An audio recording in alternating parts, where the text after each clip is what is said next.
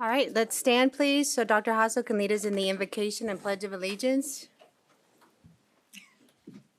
Almighty and merciful God, we ask your guidance and blessings upon this board, students, parents, patrons, teachers, and administrators as we are assembled here this evening in the common pursuit of this great nation's wealth, our children.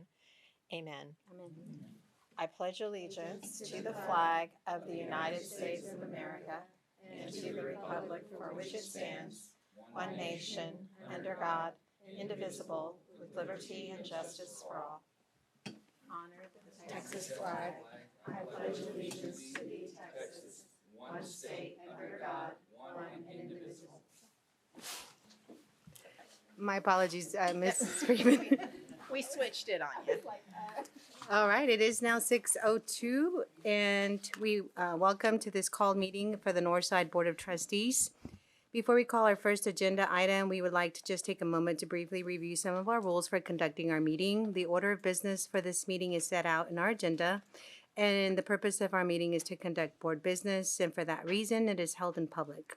It is not a public forum, and we do provide the opportunity for an audience participation. If there's anyone that would like to address the board during an agenda item, we ask that you please complete a sign-up sheet prior to the start of the meeting and indicate which agenda item you would like to address. The sign-up sheets will be provided at the entrance of the meeting room, and this is so that we do not overlook anyone who would like to speak to the board, due to this being a called meeting. There will not be a citizens to be heard portion today. We will review the rules for addressing the board later in this meeting. Is there anyone here who would like to sign up for an agenda item and has not already done so? Okay, thank you, sir.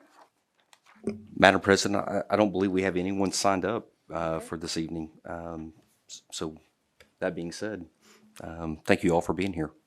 Thank you. So let's go ahead and then get started today. We have our first item on the agenda for business and finance is the public notice of intent. I'm going to turn this portion of the meeting straight over to our Deputy Superintendent for Business and Finance, Megan Bradley, and she's going to work through the first agenda item, and then we'll talk compensation and school finance. Board, tonight we are bringing back to you a notice of intent to apply for federal grants. We brought this to you back in May 20th board meeting. We are required by board policy CB local to bring forward to the board anytime that we want to apply for federal grants. We also are required to put it on our district website. And so we have two new ones that we'd like to bring forward to you tonight.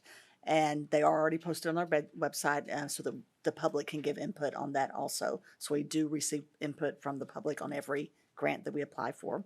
So the two we're bringing forward to you tonight that are in your board packet are the Empowering Early Childhood Special Education Educators to Improve Student Outcomes Grant. And that will serve students that are 3 to 5 years old with disabilities. And then we also have the opportunity to apply for a grant for the National Endowment of the Arts project that would support our annual Los Leones Arts Festival. So those are the two that we're bringing forward to the board for consideration this evening.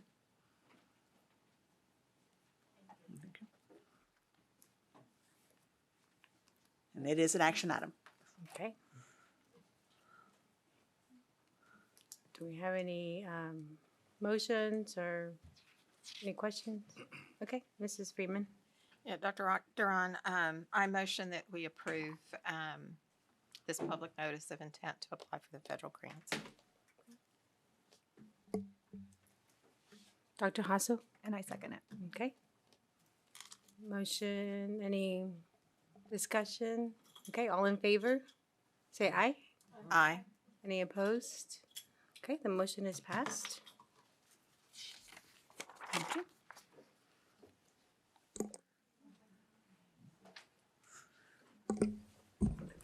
Dr. Harrell, good afternoon, good evening. Thank you for joining us.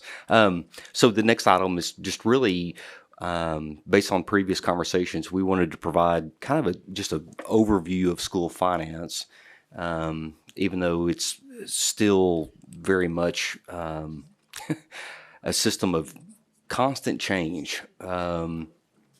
And just kind of lay down the foundation for how we are funded in the sense of we're about 50%. So what that means is that 50% of our revenue comes from our taxpayers, and then 50% comes from obviously the state of Texas. So I'm going to let Megan, like I say, provide an overview of the school finance system as it exists currently, and then we'll start answering questions.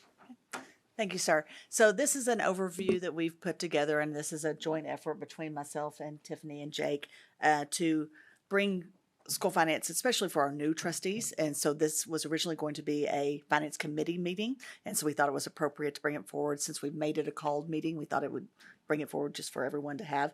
And we've compiled this, hopefully looking through your eyes of what are the basic information about school finance. This is not Northside specific. This is Texas Education Agency specific for the most part. There's a few little pieces we'll put in here about Northside.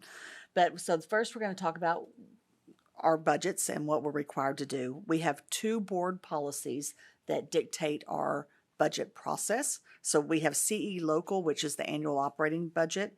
It says what our fiscal year end is. So we have options for our fiscal year end. Our fiscal year end here at Northside is August 31st. You can change to a June 30th. And so those are your 2 options that you have. But that board policy dictates that we are at August 31st year end. That board policy also talks about our budget preparation and the requirements related to that budget preparation, and talks about our public meeting on budget and proposed tax rates. We will come to you next meeting, the July 22nd meeting, and ask the board to adopt a notice date to have a public meeting on our budget. That is dictated by that board policy when it comes forward. Again, this is pretty standard around the state. And then we have CFC accounting for our audits. That is requiring our annual financial audit that we must have. And it goes into the Schools First requirements. Schools First is the Financial Integrity Rating System of Texas. That is what FIRST stands for. And it is dictated by TEA, and it has 22 indicators that tell us if we're doing our job well or not as far as financial integrity and for the taxpayers. And so that board policy goes into the details of that system that we look at as far as our indicators, and it goes from everything of fund balance that we'll talk about in a moment to class size ratios to there's a lot of indicators in that first rating that comes to the board every January typically, and reports that out, and we are in substantial compliance, I'm happy to say. But that is a piece that will come to the board that is governed by this budget process and finance process. The board adopts 3 budgets annually, and this is dictated by Texas Education Agency also through they have a FASRAG, which is the resource guide is what we call it. The FRSG is the resource guide under TEA, and that dictates that there are the three board approved budgets. So the general fund, which is also known as maintenance and operations, the child nutrition fund, some districts call it school nutrition fund, but we call it CNS, child nutrition services fund, and then the debt service fund, which is also the interest and sinking. They're named. I don't know why we have to have 2 of them that have 2 names, because that makes it even more confusing, but we do. So you will hear general fund called M&O, or maintenance and operations, and you'll hear debt service called interest and sinking. Those are the same names for the same funds. We have a lot of other funds. When you look into our general ledger, and we have a flip chart of guide of all the different fund numbers that we use, and there are a lot of those that are not board approved. They are administratively adopted.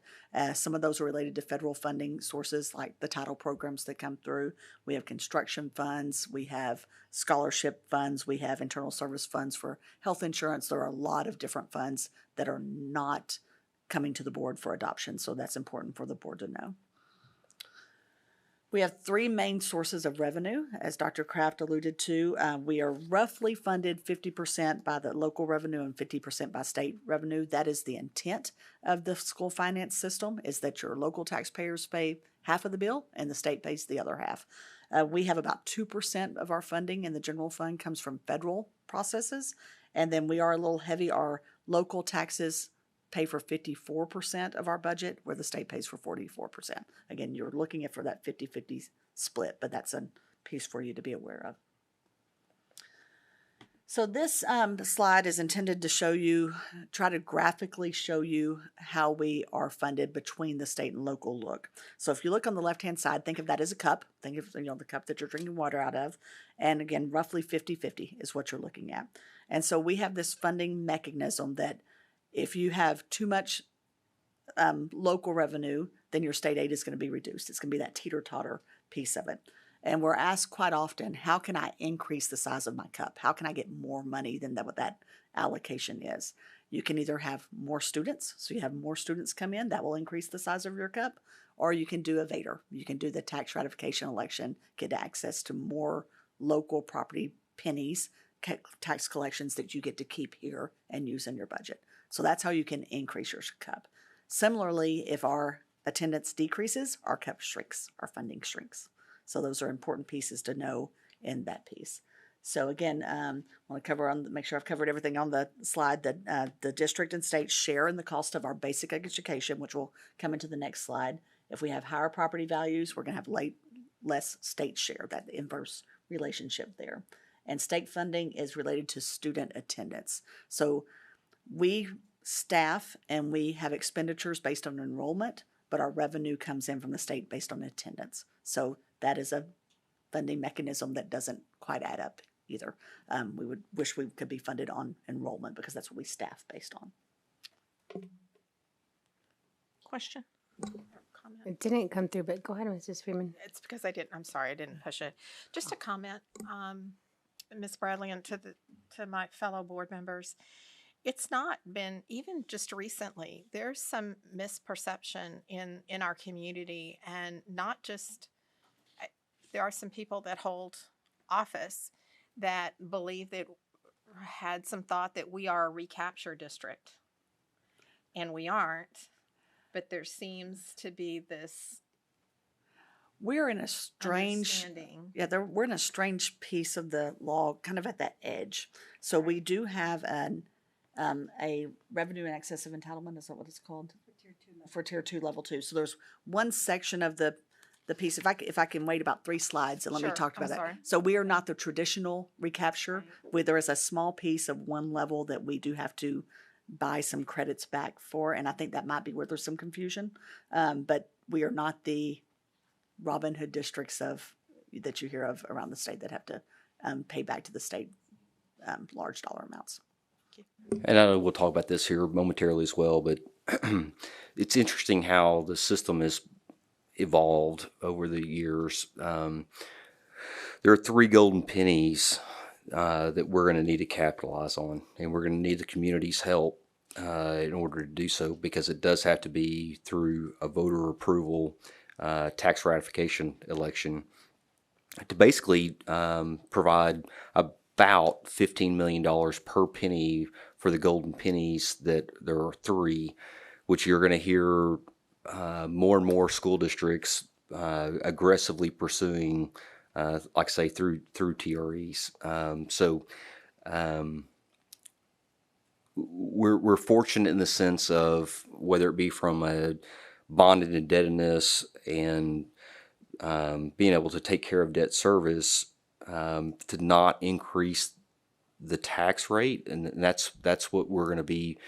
Our concerted efforts are going to be very intentional to try to not increase tax rates, but we are going to need, like I say, to pursue fall of 2026, so about a year from now, capitalizing on those 3 golden pennies to increase basically the M&O budget of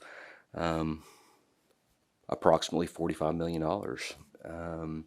And I think that given our situation with our bond indebtedness, we'll probably be able to do so in and around a flat tax rate, which is going to be really important, and just trying to maintain, like I say, a no tax increase to take care of, like I say, some life cycle replacement items, but then also capitalize on those 3 golden pennies. And I know, Megan, you're going to jump into that here in the next few slides. So I apologize He always to likes steal your thunder. Yeah, Allison, you can do that anytime, sir. In fact, I appreciate it. So remembering the top portion of this where it says the district and state share in the cost of the basic education, we're going to look at the next slide. And I like to use this cake analogy as a layer cake of the layers of the funding that we receive. So if you think of this layer cake, and the bottom layer is that funding that we receive for the basic education of all students. So that local M&O revenue that we have coming from state and from taxes is meant to serve all students of their basic needs. If we are providing, and I'm going to go to a very basic analogy, if we're providing pens and pencils for regular education students using that funding, we must also provide pens and pencils for special education students, bilingual students, students at risk of graduating. All of the students receive the basic education services through that general revenue. And then we receive the second layer of the cake in this analogy through special program fundings for things like bilingual or a state comp ed or special education at the state level. And that's an additional funding that goes on top of that basic level to provide some additional support for specific students that need additional support mechanisms. But again, their basic education, their basic curriculum all comes from that bottom level for all of our students. And then that third level on this layer cake in this analogy is our federal funds. And they come in to supplant that funding that we received to provide even more additional supports for specific students. For example, special education, we receive, we have the basic education that covers portions of it. We receive state aid for some of the special education services, and then we also receive federal aid that comes on top of that adds into those support layers. Just for the audience and those that are listening to understand, first, I like your piece of cake because it's not a perfect cake by any means. It's a little wobbly, much like the way that this is all financed. But given all of that's changed federally, has any of this changed? Yes, it has. We are in a bit of a holding pattern right now on some of our federal funding, and we have taken steps to move we have some grant funds that are very flexible. I'm going to call them local grant funds that we are actually moving some of our costs to right now for the federal funds that are on hold. So we're watching that very closely. Right now we're in Dr. Kraft, do you want to add to this? It looks like you want to. I'll let you. So there is a initiative to very strategically not fund bilingual education, some professional development to the tune of about $5 million. And there's 5 chapters to the title program that we're, like I say, as Megan articulated, we're closely watching. We're going to hold. And the reason we're holding is because these are instrumental services, educational services that are provided to students that we absolutely must tend to.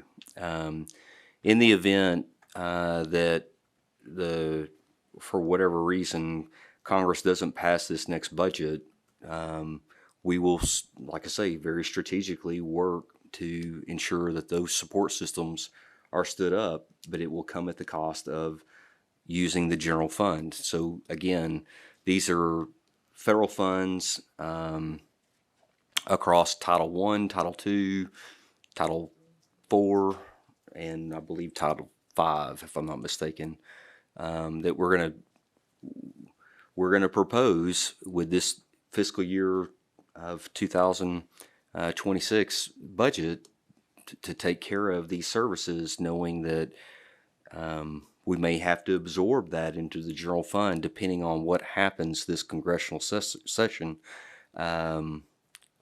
come October 31st,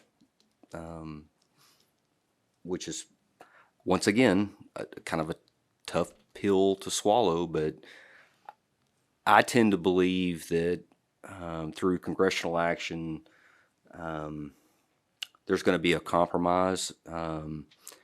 It may come in the form of a continuing resolution.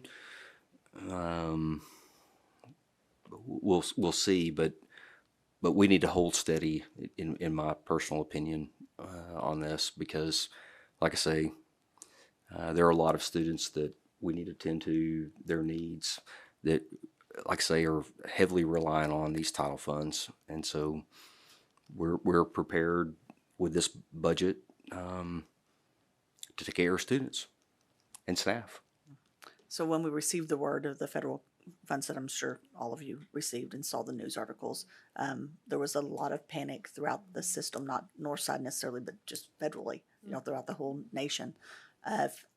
Do you react to that hold in funding? And we have chosen not to react yet. So we want to hold, make sure, is there going to be in the change in funding before we discuss any changes in programs. So right now we're funding that locally until we hear differently. So trying to take we want to be consistent for our students and not knee jerk for that type of news. Great question. Okay, next we're going to talk about property taxes. Property taxes is a hard conversation because even if our tax rate stays steady, if we make no changes, a lot of our constituents' tax bills will go up. And that's not from action of our school board, but it's from action of the Bexar County Appraisal District. And so a lot of our taxpayers do not understand. They just see their bill and it goes up and they want to know why. So that property value piece that is set by the Bexar County Appraisal District, we have no control over that. It does affect our funding, and we do not find out what our certified values are for probably another 10 days. It's usually around July 25th. We're waiting anxiously for that. That is a piece we cannot finish the budget process without that information.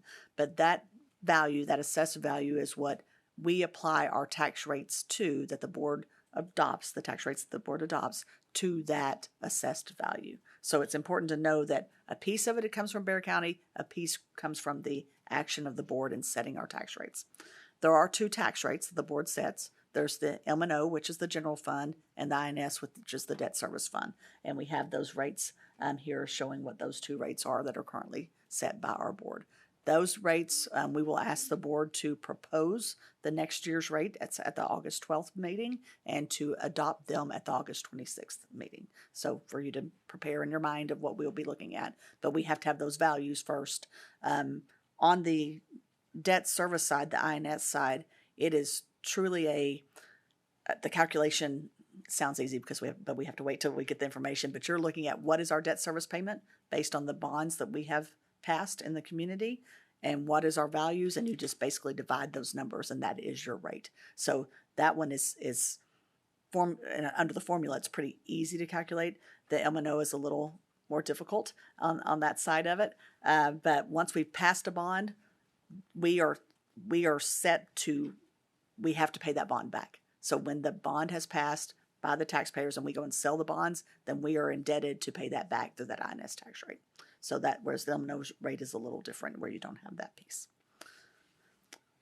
Now we're going to go into the golden pennies discussion. So here is our look of the golden pennies. So you can see our M&O tax rate is the 66.94 cents.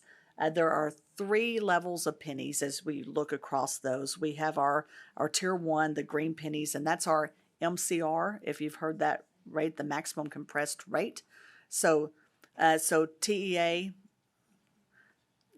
actually helps us set that now. They haven't always done that, but now that we have gone to a compressed rate, you may remember the days when our M&O rate was over $1, usually about $1.04, and that has been compressed through the years of taxpayer relief at the legislative session to bring that down, and in theory, we get that made up in state aid. And the formulas do show that, but it's always a question of, will that always be the case? As it gets compressed further and further down, will the legislature continue to pay for that compression for us? So that's the tier one, the green pennies here on the left-hand side. And then the tier two, there's two levels of tier two. So the level one of tier two is our golden pennies. So that's the one that Dr. Kraft said that we are currently, we have 5 of the 8 available golden pennies that the board has adopted. At the initial point of compression years ago, the board was able to access 4 of those golden pennies without having to go take any action other than voting and adopting those 4 pennies. Almost everyone in the state did that. And then a couple of years ago, the state came back and said, you can grab 1 more of those golden pennies through board action. Our board elected to get to get access to that additional golden pennies. Those golden pennies come to us at a premium. We get a lot more revenue for each of those pennies than we do for the green or the copper pennies. So we have 3 more of those golden pennies that we could get to through a voter-approved tax ratification election. If we go that route, the board would have to approve it, and then the taxpayers would also have to approve that. In addition to those golden pennies, we have the ability to do copper pennies, and there are 9 of those copper pennies that we could still have access to. Those are about half the value of the golden pennies, but it's still money that could come to us.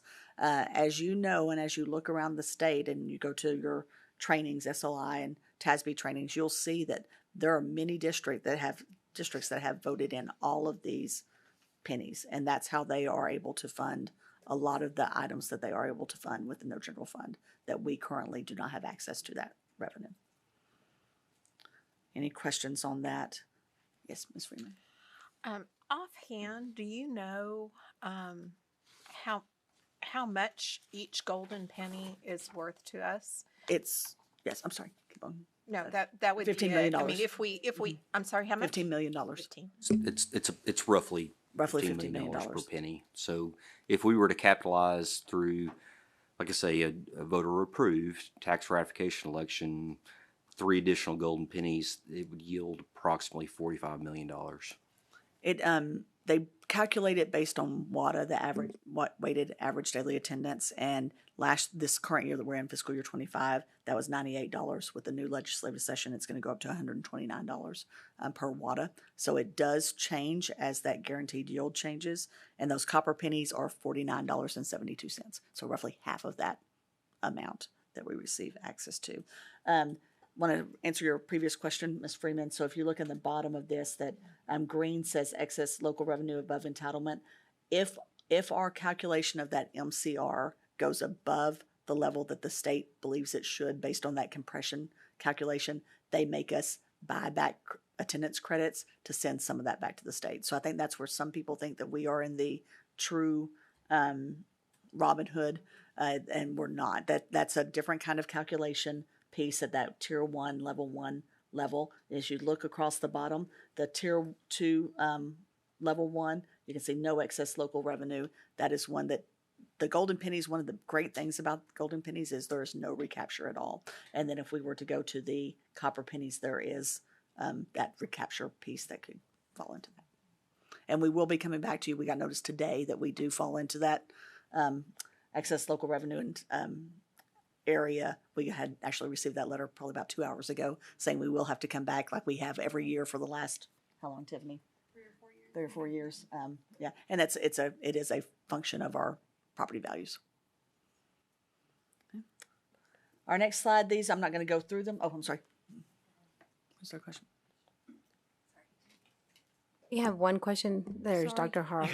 There we go. Well, actually, it's 3 tied to 1. I missed, how much are copper pennies worth? $49.72, $49.70. and they were Times $49.28, 3. I think, this current year. And we also would have to go out on a TRE for that as well? Yes, ma'am. That is correct. Just can you summarize the process to go out on a TRA? I know it's an elective process, but what are the 3 or 4 or 5 things we need to?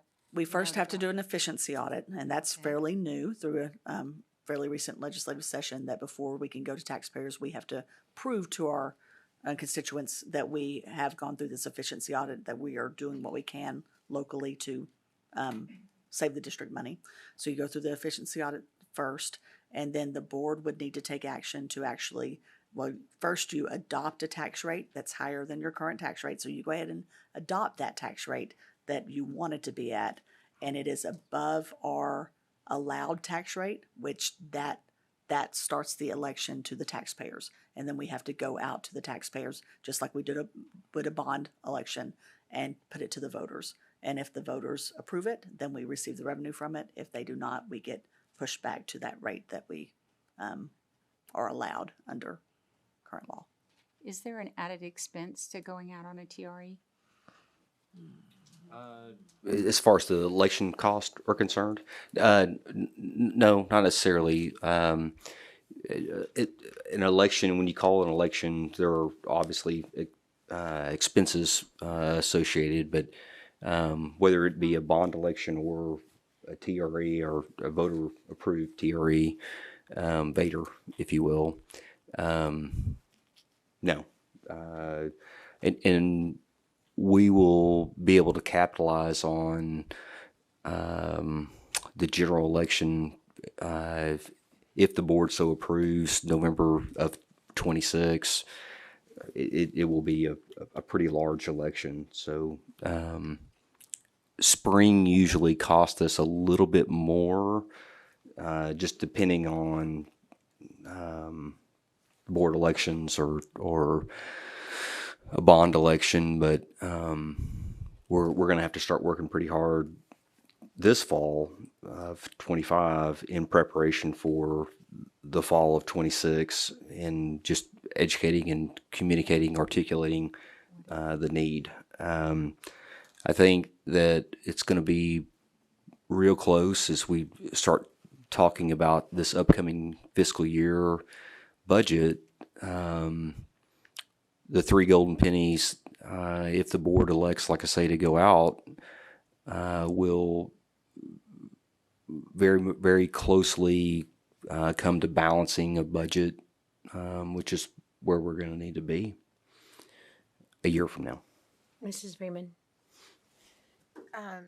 Dr. Kraft, so this past legislative session, the bill to adjust the parameters of the approval for a bond or a TRE was not approved. Yeah, so we still have the ability to go out in the spring. There was proposed legislation to make everything consistent with the general election, which would be November 1st, 2nd, 3rd, whatever Tuesday that falls on.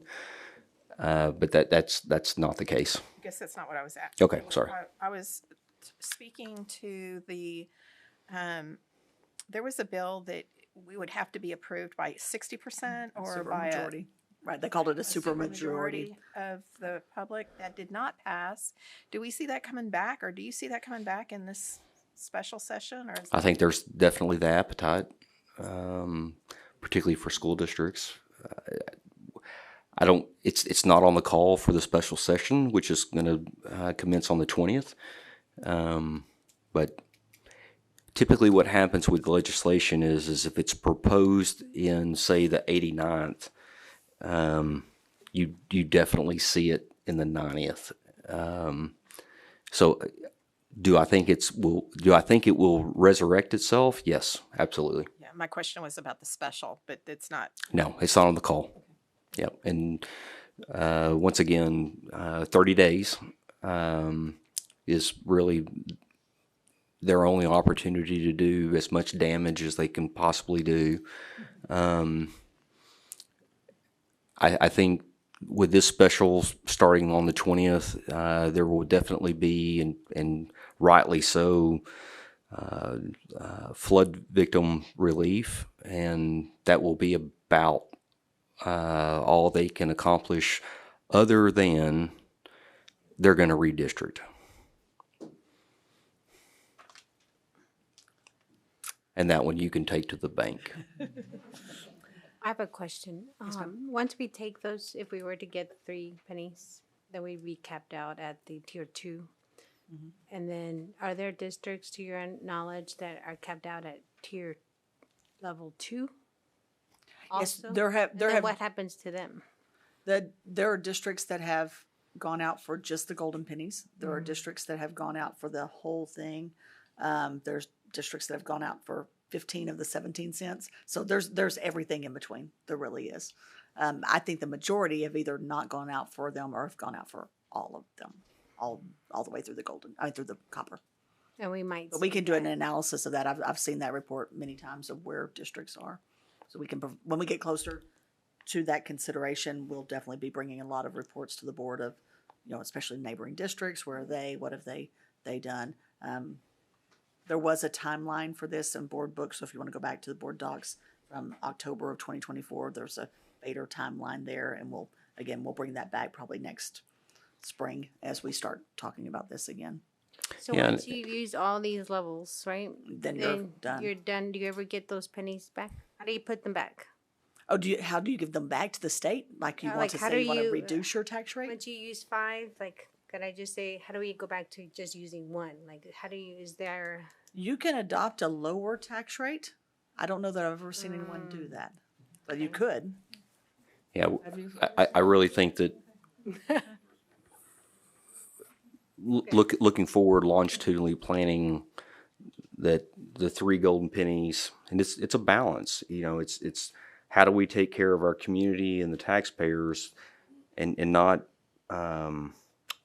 incurring a significant financial implication, but yet still be able to provide a level of academic services and support to be able to get there. And I really think that our goal is going to be to try to provide a combination of the 3 golden pennies through Evader and enough of a bond to be able to take care of maintenance and operations, HVAC systems, some school remediation work, because we have some aging buildings, as you all know, and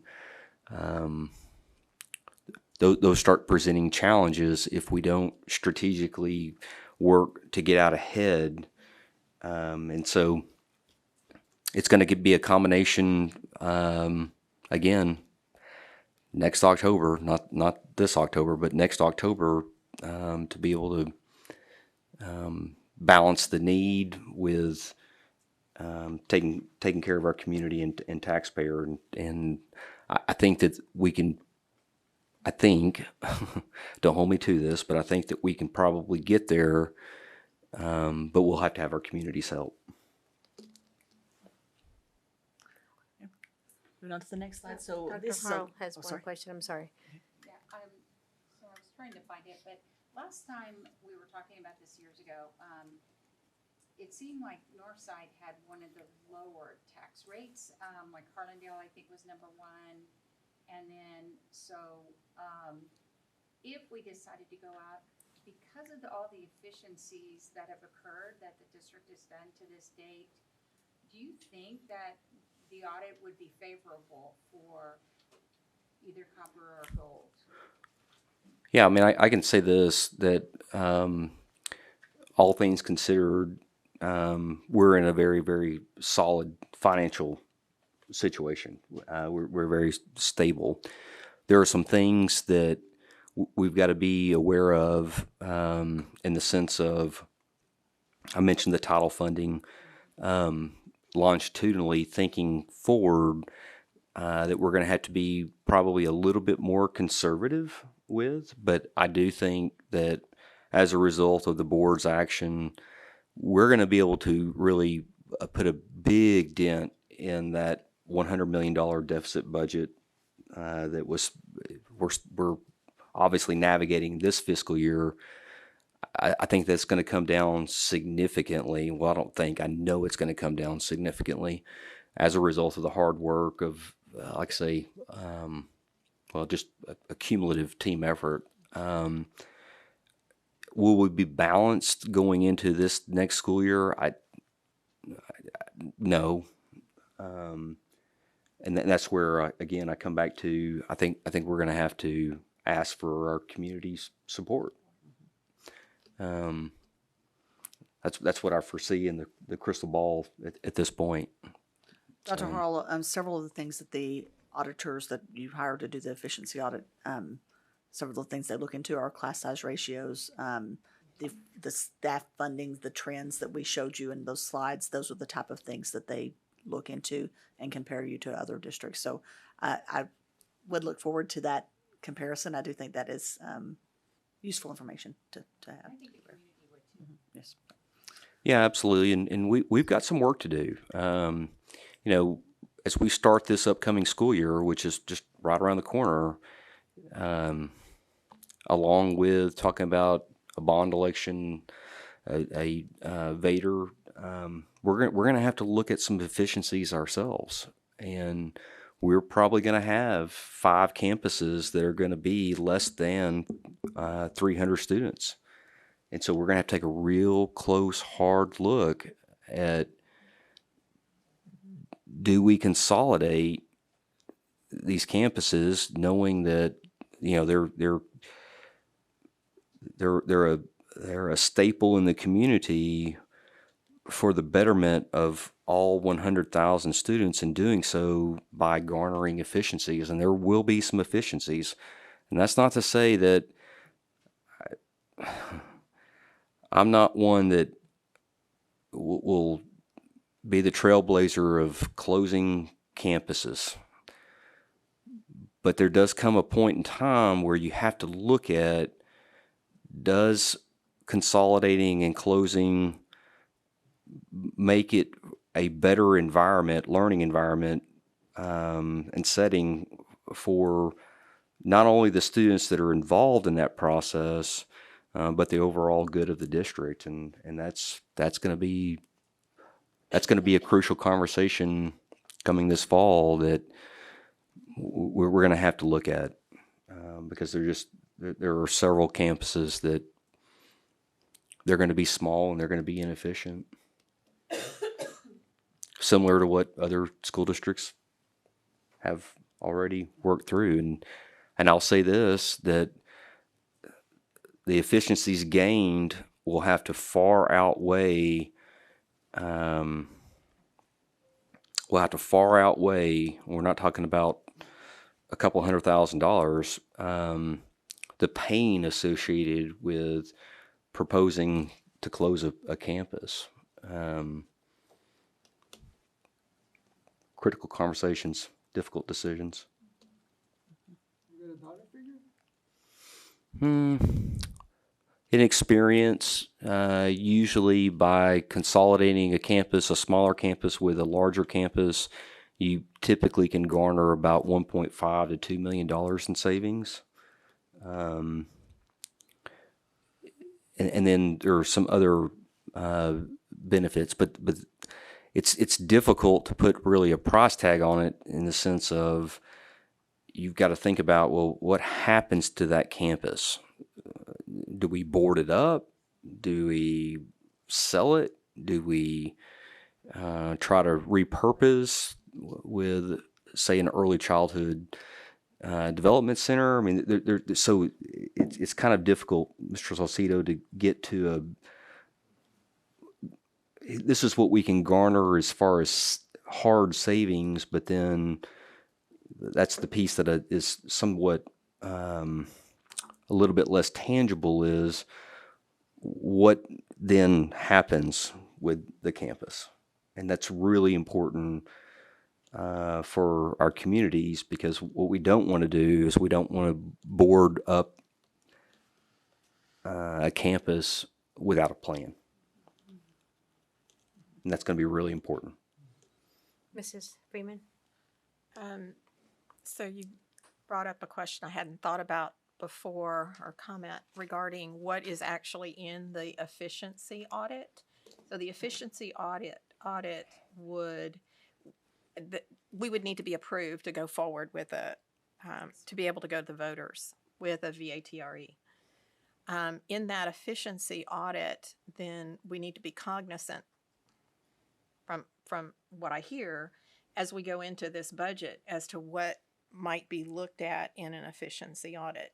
Yeah, absolutely. I think that the efficiency audit is going to demonstrate our financial stability, which I feel very confident that it will come out very positive. But I also think there's going to need to be a concerted effort, very deliberate effort, of demonstrating and articulating to the community, what have we done to become more efficient, i.e. reduction of administration staff, class size ratios. I mean, all the things that have really transpired over this past spring,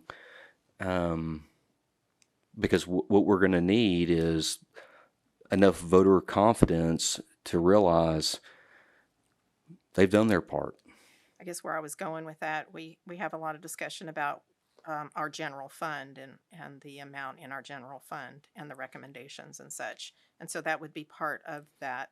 Oh, absolutely. And like I say, that's the good thing is that we've got a general fund balance of 3 months of operating expenditures, which I will argue that that's really what, especially a district of our size, needs to have for cash flow purposes, et cetera.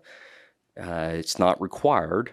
There is the opportunity to go to 2 months, but that starts to get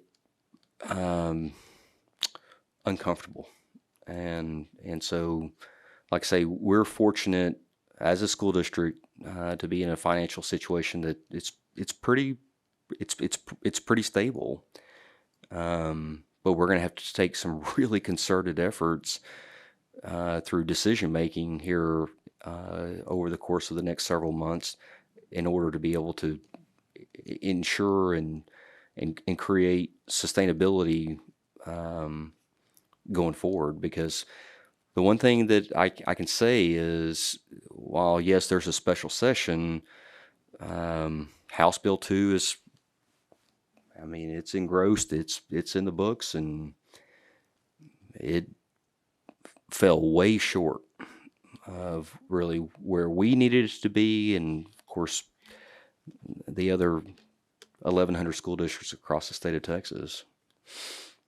And so there's not going to be, I guess, there's not going to be this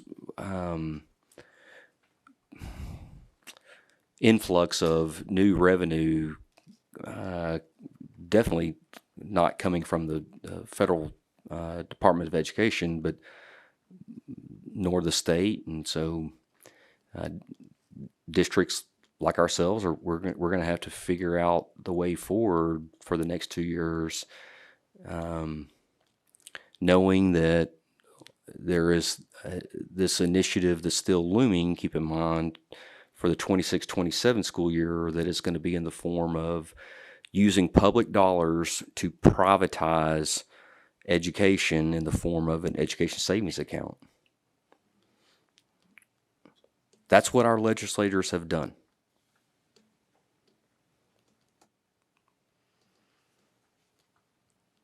Dr. Hall? Ready to move on?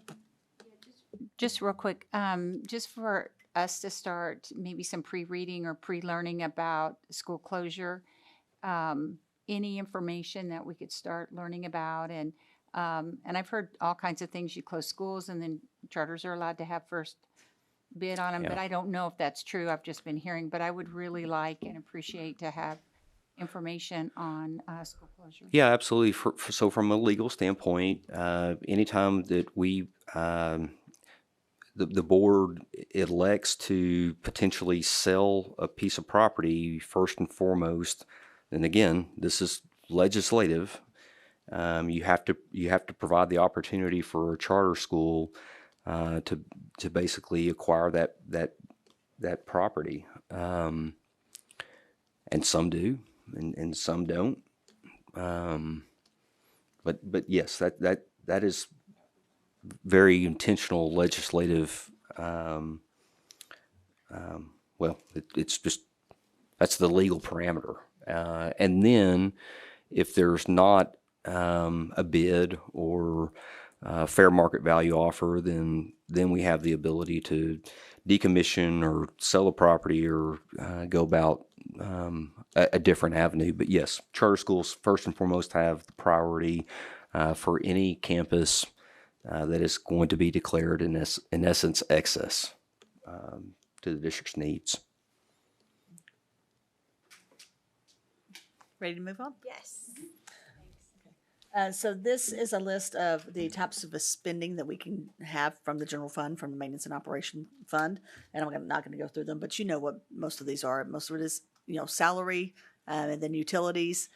So when you can very quickly get to, the basic supplies, but the things that we have, the top top 4 line items are probably the most expensive items that we have there. And what I want to point out from this discussion is M&O is really anything to operate our educational needs.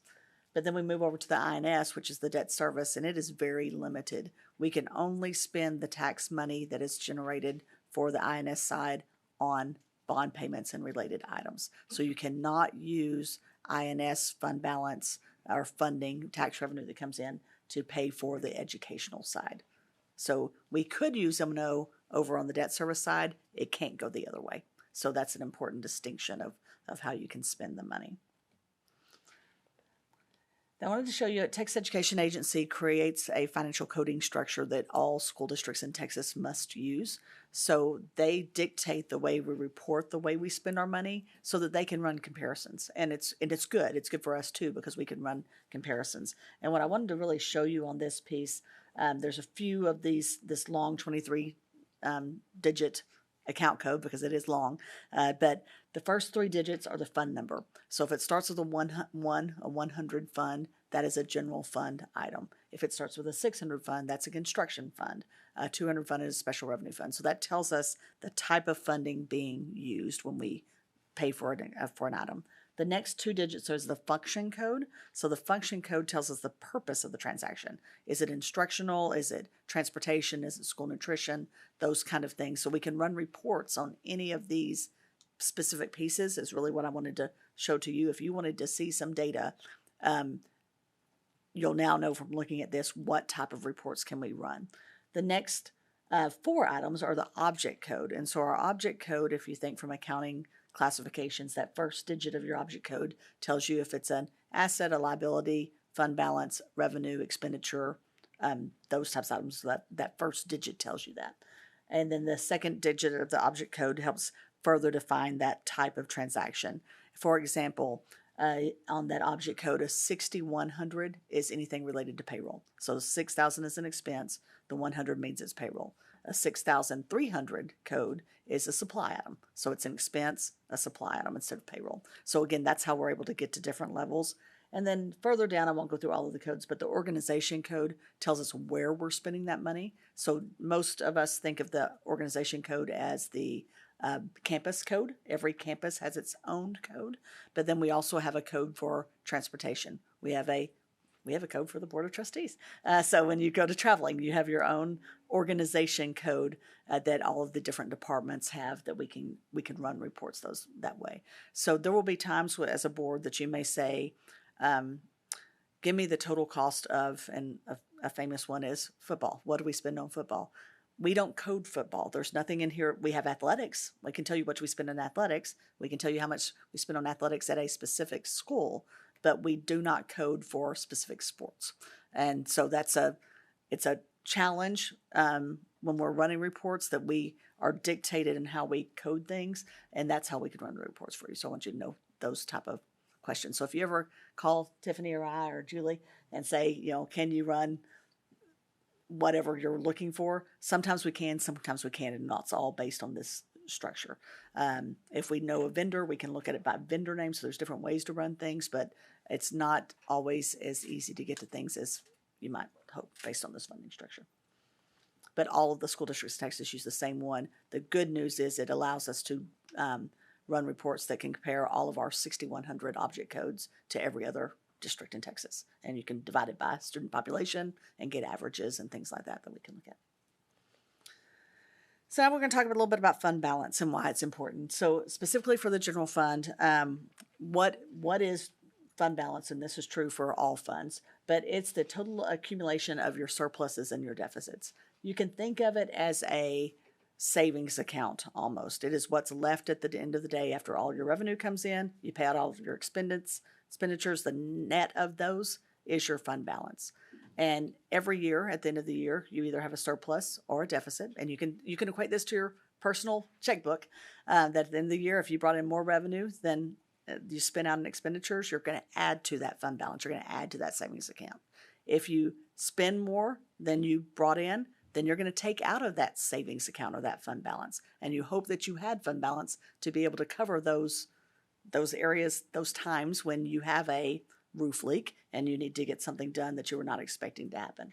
So fund balance is not intended to be used for reoccurring costs, and I think that's a very important piece. When you go through superintendent certification courses, they They tell you that and they repeat it and repeat it and repeat it. You never use fund balance for reoccurring cost. If you have excess fund balance that you've built in over time, it's okay to use it for one-time cost for that roof leak, for example, but you don't want to, the reoccurring cost, once you pay for it one time, you keep paying for it in future years. And so you don't want to use fund balance because eventually it would not be there for that purpose.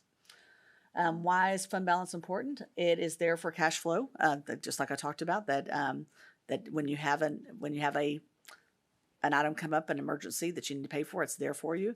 We have our state funding that comes in. It comes in roughly equal through the years, but there's a couple of months that it's not the same amount on the state funding. And then our tax revenue, of course, comes in January timeframe.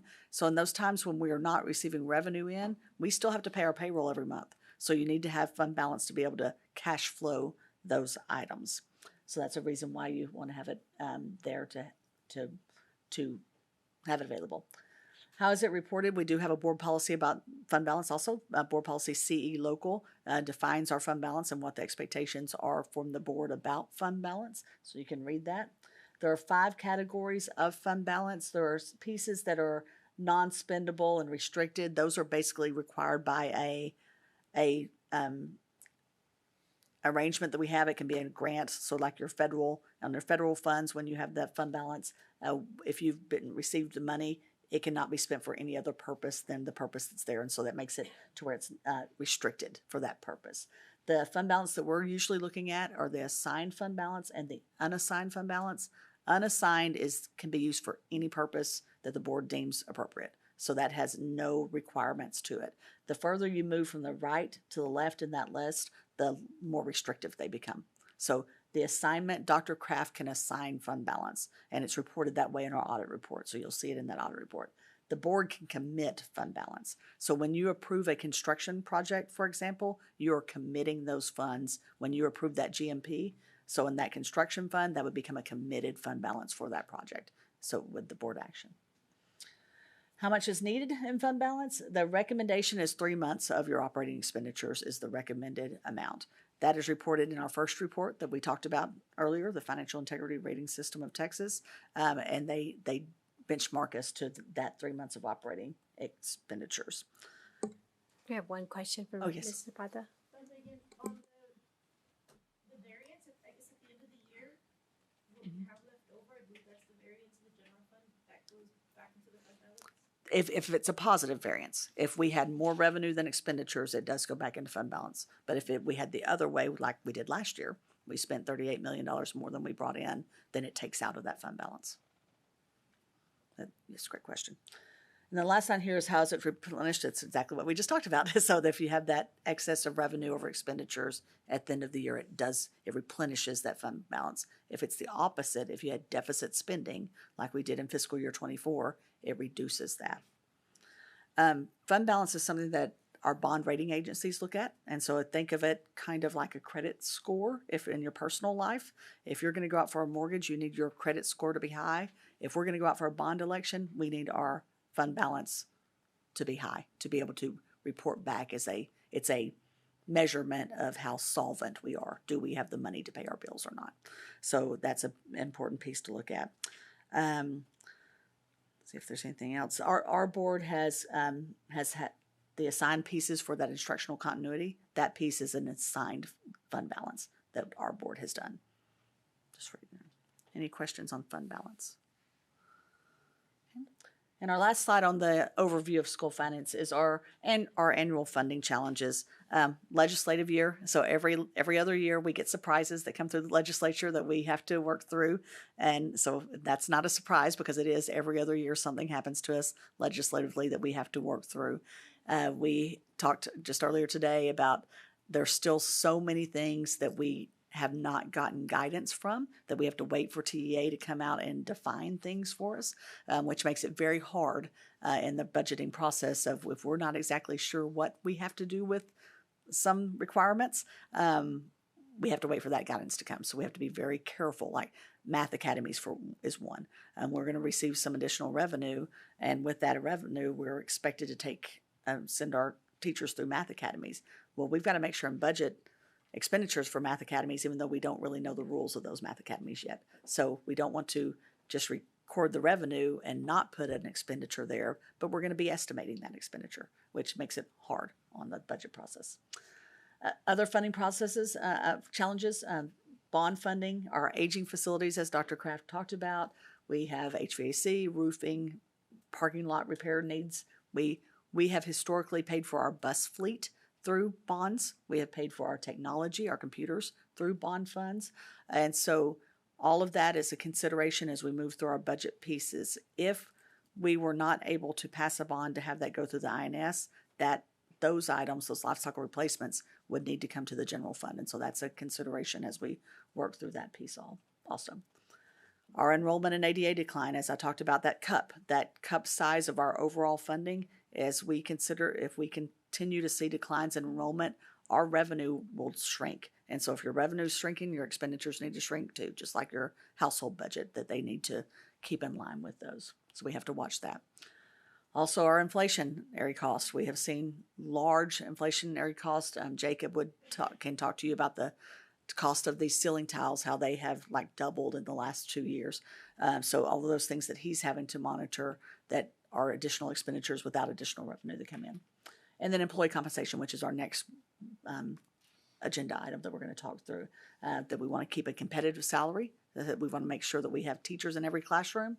And then our health insurance cost also, we have been very fortunate to keep our health insurance cost fairly flat, or at least the cost to employees flat. But those costs traditionally rise by about 10% per year, as we see with other entities. So those are some of our funding challenges. And the last two bullets are really important to just kind of hit on. Even though I think it's safe to say we're seeing inflation somewhat coming down or subsiding a little bit, the cost of building facilities is very expensive, to the tune of $700 to $800 per square foot right now, particularly in this particular region. And we can talk about the price of steel. We can talk about the tariffs and copper, but it is definitely having an impact. Compensation is really important, which we're going to jump into, I know, next, in the sense of, we are a human resource operation. In fact, 88 to 89% of our operating budget is going to be a result of compensation and benefits. The health insurance world right now is tumultuous. We're going to try to work hard going into this next school year to ensure that our employees don't feel that and don't see that, but it is rough right now. And when I say rough, anywhere from 8 to 12% increases. I know that TRS just released their rates, and it's a 10% increase. So we're balancing all of these pressures right now, and we've got to get it right. That's really ultimately what it boils down to, is how do we ensure that we are, like I say, in a financial situation that's sustainable in the next several years, but then also ensure that we're taking care of our students, the programs, the opportunities, which we will remain very, very proud of, and then also remain competitive and taking care of our employees. It's definitely a balance. Any other questions on just the basics of school finance? This was a very quick overview. As you've heard us talk about, just the summary of finance calculation is very in depth, and maybe someday we'll go through all of those pieces with you, but I don't want you to fall asleep. One day. Okay. So that moves us to the next item on the agenda, which we have compensation. Yes. Megan, I'm going to let you We're just gonna start it, keep keep on trucking. rolling. Okay, wonderful.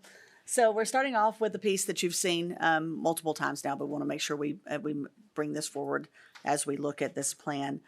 If the board adopts a compensation plan this evening, which we have this item for action, we consider this our actual plan, and we'll post it on the website. So we'd like to show what we've done historically for the last several years for compensation for our employees, and show the history that we have continued to invest in our human capital through the years. As we brought last time, as we looked at House Bill 2 and the new money that's coming to us, these are the three allotments that we're looking at trying to stay within in our funding.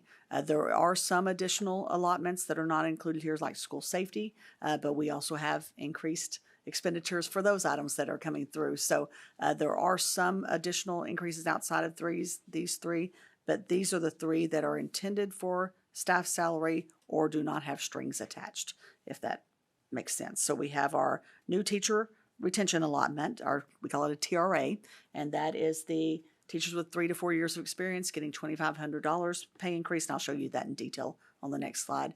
And then the teachers with 3 or more years of experience, classroom teachers, with a $5,000 pay increase under the TRA. Again, this $27.4 million only covers the cost of the pay raise itself. It does not cover the cost of the benefits related that we must pay for. That's an additional $3 million. That has to come from somewhere else.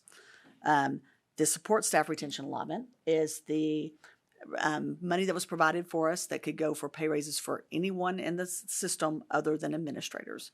So we had previously looked at this, and it's calculated, that calculation, and I'm sorry, I lost my notes here. That calculation is $45 per adjusted ADA is how that's calculated. So it's calculated based on student actually enrollment and attendance. So that's a strange calculation to tie to a pay increase, but that's how the support staff retention allotment was calculated. So we had previously taken that dollar amount and divided it by the number of employees on a weighted basis of the teachers with less than 3 years of experience and all over other staff members other than administrators. And that's how we got to the 1.28% general pay increase that we brought forward last time as a recommendation. We brought that recommendation forward as being very conservative to be able to use that next allocation that we received, the allotment for basic costs, the ABC, that is calculated at $106 per enrolled student, so a different calculation still, and knowing that we have to pay the benefits for the top two allotments out of that ABC cost. There was no funding specifically for the benefits cost related to either of these salary increases. So we had brought that 1.28% to the board as spending the first two allotments based on the calculation available to us, and planning to take the benefits cost out of that from that ABC. So I wanted to remind the board of what we had brought previously and the funding that is available to pay for pay increases and other things. This allotment for basic cost, one of the things that's in the law is to help pay for property insurance increases and transportation cost, and it is truly meant to cover utilities, things like that.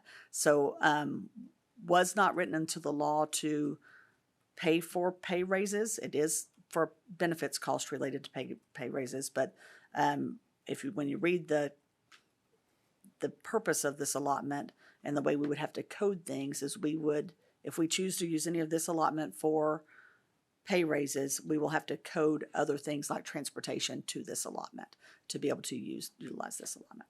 So this is the new revenue coming in. So I want you to remember the 41.72 million. Yeah, and let me speak to the ABC, because I think it's really important, and I think it's important for the general public to understand that the way that this ABC allotment came to be was one of our very own representatives, not to get political, but Diego Bernal, who served as the vice chair of the House Public Education Committee, was adamant that this be inserted as additional funding as House Bill 2 was making its way through the sausage making process. It was really, really important for him, along with some pre-K and bilingual support funding, that this gets put in place, because in essence what this did was it was a substitute for the increase to the basic allotment. And so very,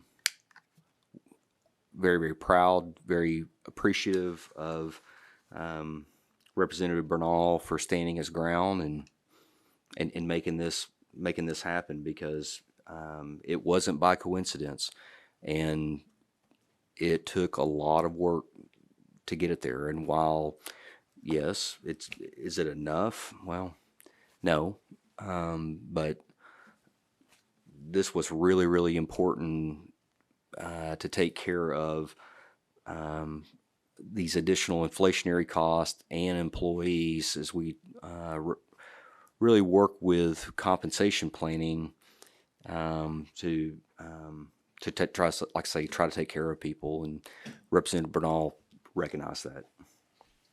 Dr. Harrell? Kind of a totally different question. So, and I'm still a little confused because I'd asked about the Learning Tree employees. Families pay for Learning Tree after school, so money's coming in the district, but we're using this budget to pay for them. Where does that other money go from Learning Tree? To pay for other things in the district. So it goes to pay for other things in the district. Yes. And I'll speak to Learning Tree. Great service we provide to the community, but we haven't been balanced, and so we're working through this budget process to how do we become more balanced. It's like I say, it's an important service that we provide families and particularly students that, yes, need some additional assistance, but then also the working family that they can't get free at 3:15 or 3:30 in the afternoon to take care of their children. And so we're working to try to just break even, in essence. Yeah, so that's what I was leading up to. So the money coming in from Learning Tree is still not enough. We've had Right, we still have to supplement. We pay for the utilities, we pay for the water, for the restrooms, toilet paper, things that they're supplies, we were paying for other pieces. The of that. overhead. Yes, so they're right, the salary cost is not the only cost of Learning Tree. And I do think that's important Programming to know. costs, right? Yes, ma'am. Well, I want to give a shout out to Mr. Bernal. Thank you. Yes. That was very needed. And I think Mrs. Freeman, you have a question? Yeah, Dr. Kraft, so on the support staff retention allotment, the criteria here where it says no administrators, did the legislation actually specifically say no administrators, or because I thought that was just for everybody else? No, it's written into the legislation. It's outlined in House Bill 2, and I'll make the argument without splitting hairs. Strong administration and leadership is equally important to a really strong classroom teacher, and so you'll see here momentarily that while it doesn't specifically outline and cover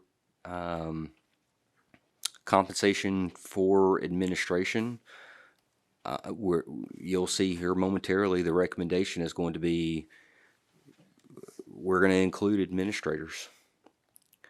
But we have to add additional funds. That it can't come. That'll come from the general fund. This 3.7 Yes, ma'am. million. Yep. But it can come from supplanting that allotment for basic cost. Yes, ma'am. So the next slide shows our compensation plan options, and we put these, think of them as columns. So the far left-hand column is the teacher retention allotment. The board really doesn't have a choice on that. That is what they're going to, the employees that qualify for that are going to get the 2,500 or the 5,000. And so that is that left-hand column. That's done.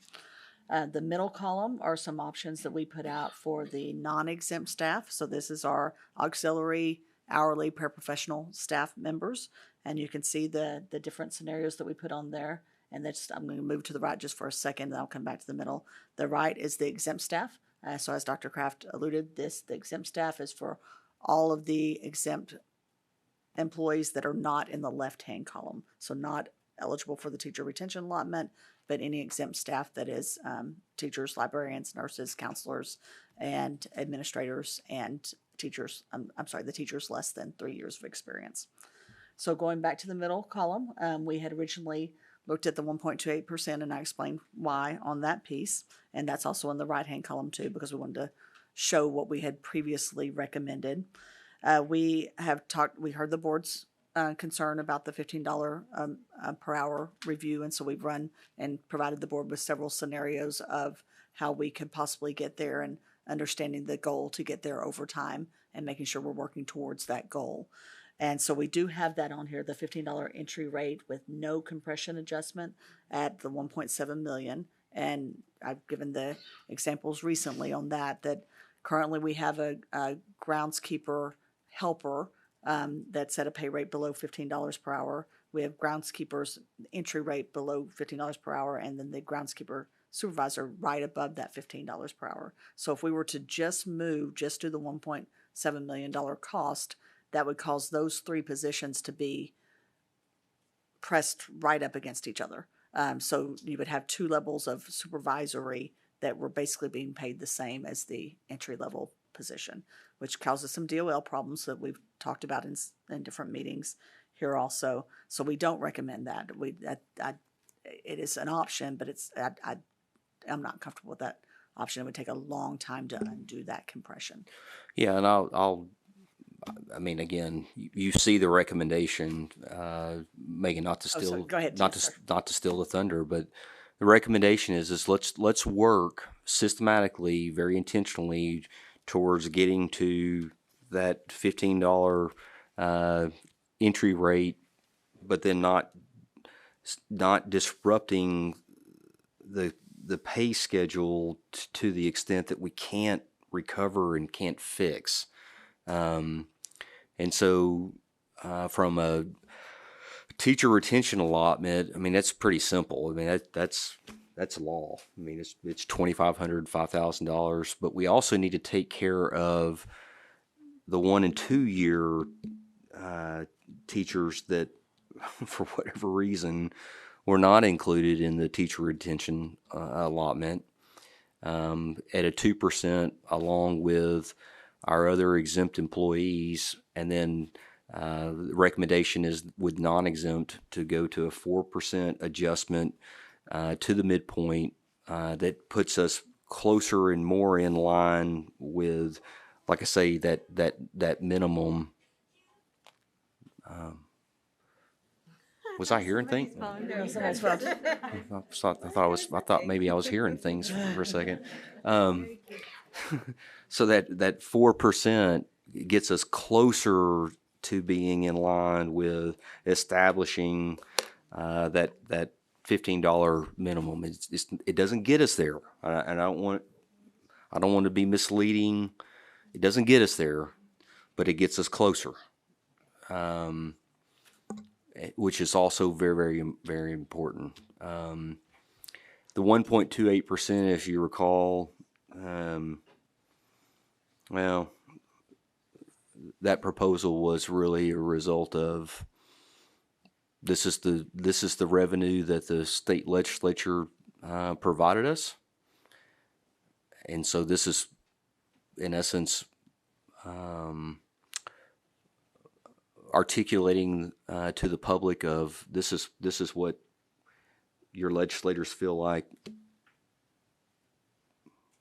you're valued at. Mrs. Zapata?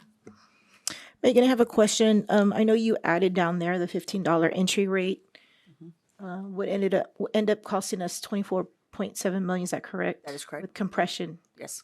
that puts us kind of at the that puts us at the That $15. puts the minimum wage for all pay grades at or above $15 per hour. So it moves every hourly position up at the scale so that there is not a compression issue.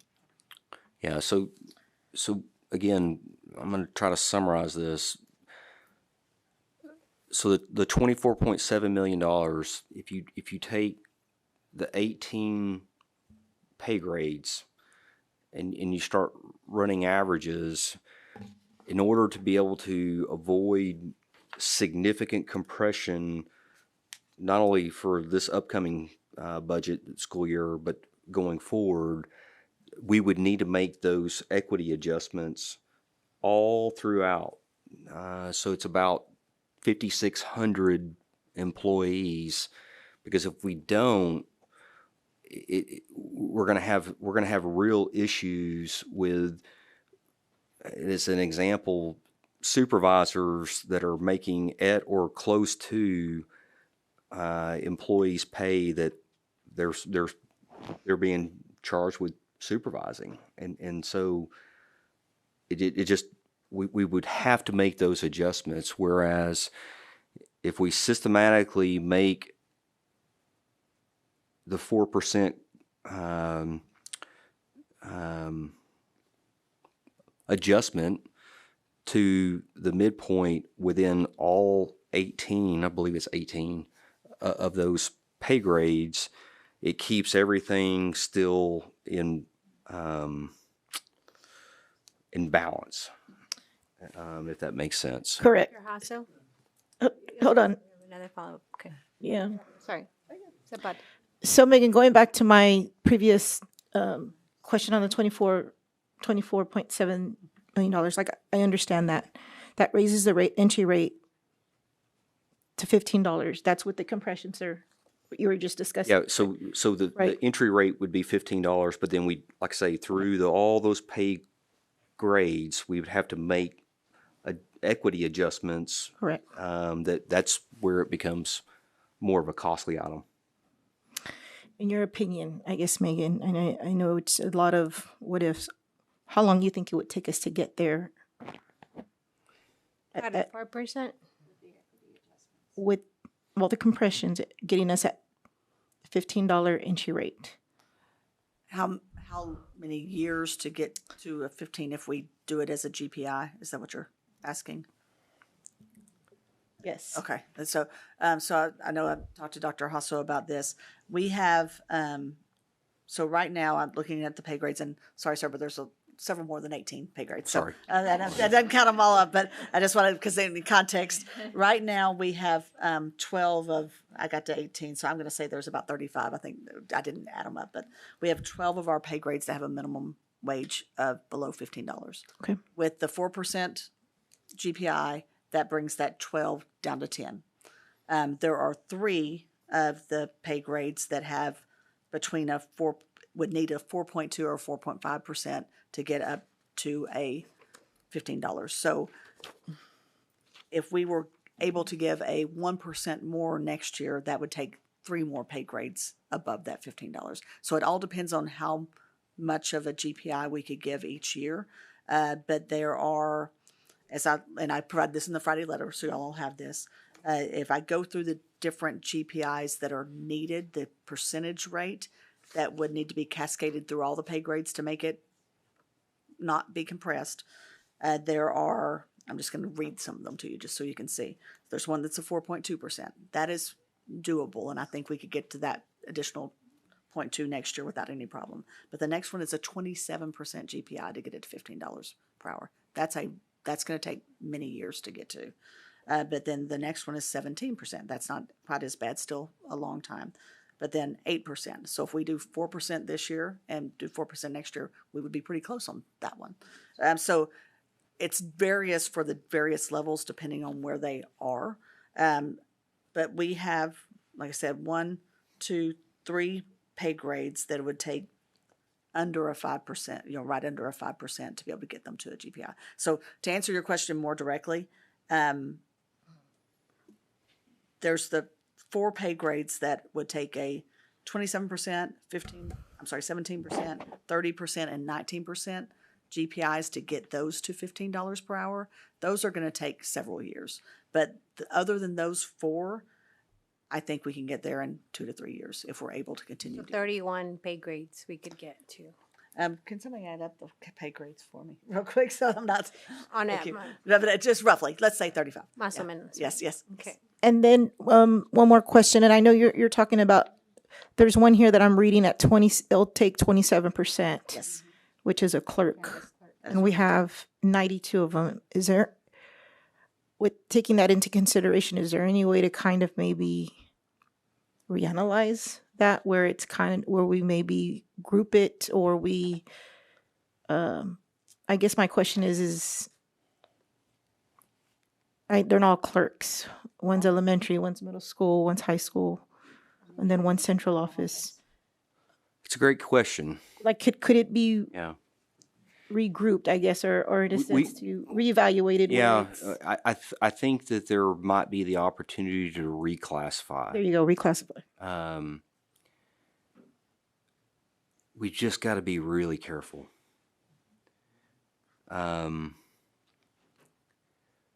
Because what can happen is the pay grades, as they get more and more compressed, they just kind of almost dissipate. And then it becomes really difficult financially, but also mathematically to disaggregate. So possibly reclassification, retitling the positions, because I will say this, that in many cases, a very, very astute, strong campus administrative assistant clerk is it's the lifeblood of the ability for the principal Correct. to be able to function at a high level. And so I think, Ms. Zapata, yes, I do think that we can definitely look at those particular positions. But I just don't want to make any false promises in the sense of we'll have to analyze it structurally all throughout. Correct. You know, the teacher retention allotment, that's simple. I mean, it's a lot of money, and hopefully it will, you know, hopefully it will help with the intent. We need to take care of other teachers and hardworking employees with, like I say, the proposed 2%, and then, like I say, the non-exempt. We just need to very intentionally start working that direction, because these are also very, very important roles. What you're seeing, you know, again, is approximately 89% of our operating budget that's going to be proposed, which this is a big piece of it. And how do we take care of 13,000 employees? And Dr. Hasso, you had a question. I'm sorry. Yes. So my first question is, where's the 2.6 million difference between slide 3 and 2? Like, the teacher retention allotment is 30.4, but in the other slide it's 27.4. This is revenue. So this is the revenue coming in. Okay. This would be expenditures. Expenditures. Okay. I was like, so they're still Sorry, I not. didn't So put they that still clear. didn't give us enough to cover what it's going to cost us. No. Okay, that No, was. and I that's- was like, yes. that's what I was trying. I was That's the like, great Yeah. point, yes, because the 27.4 is the revenue that comes in. It's going to cost us 30.4 So because we're we have down to like- pay those benefits. so 2.6 is what Yeah. we're still missing to be right. able to. Okay, just wanted to make sure. TRS on behalf. What's interesting about House Bill 2,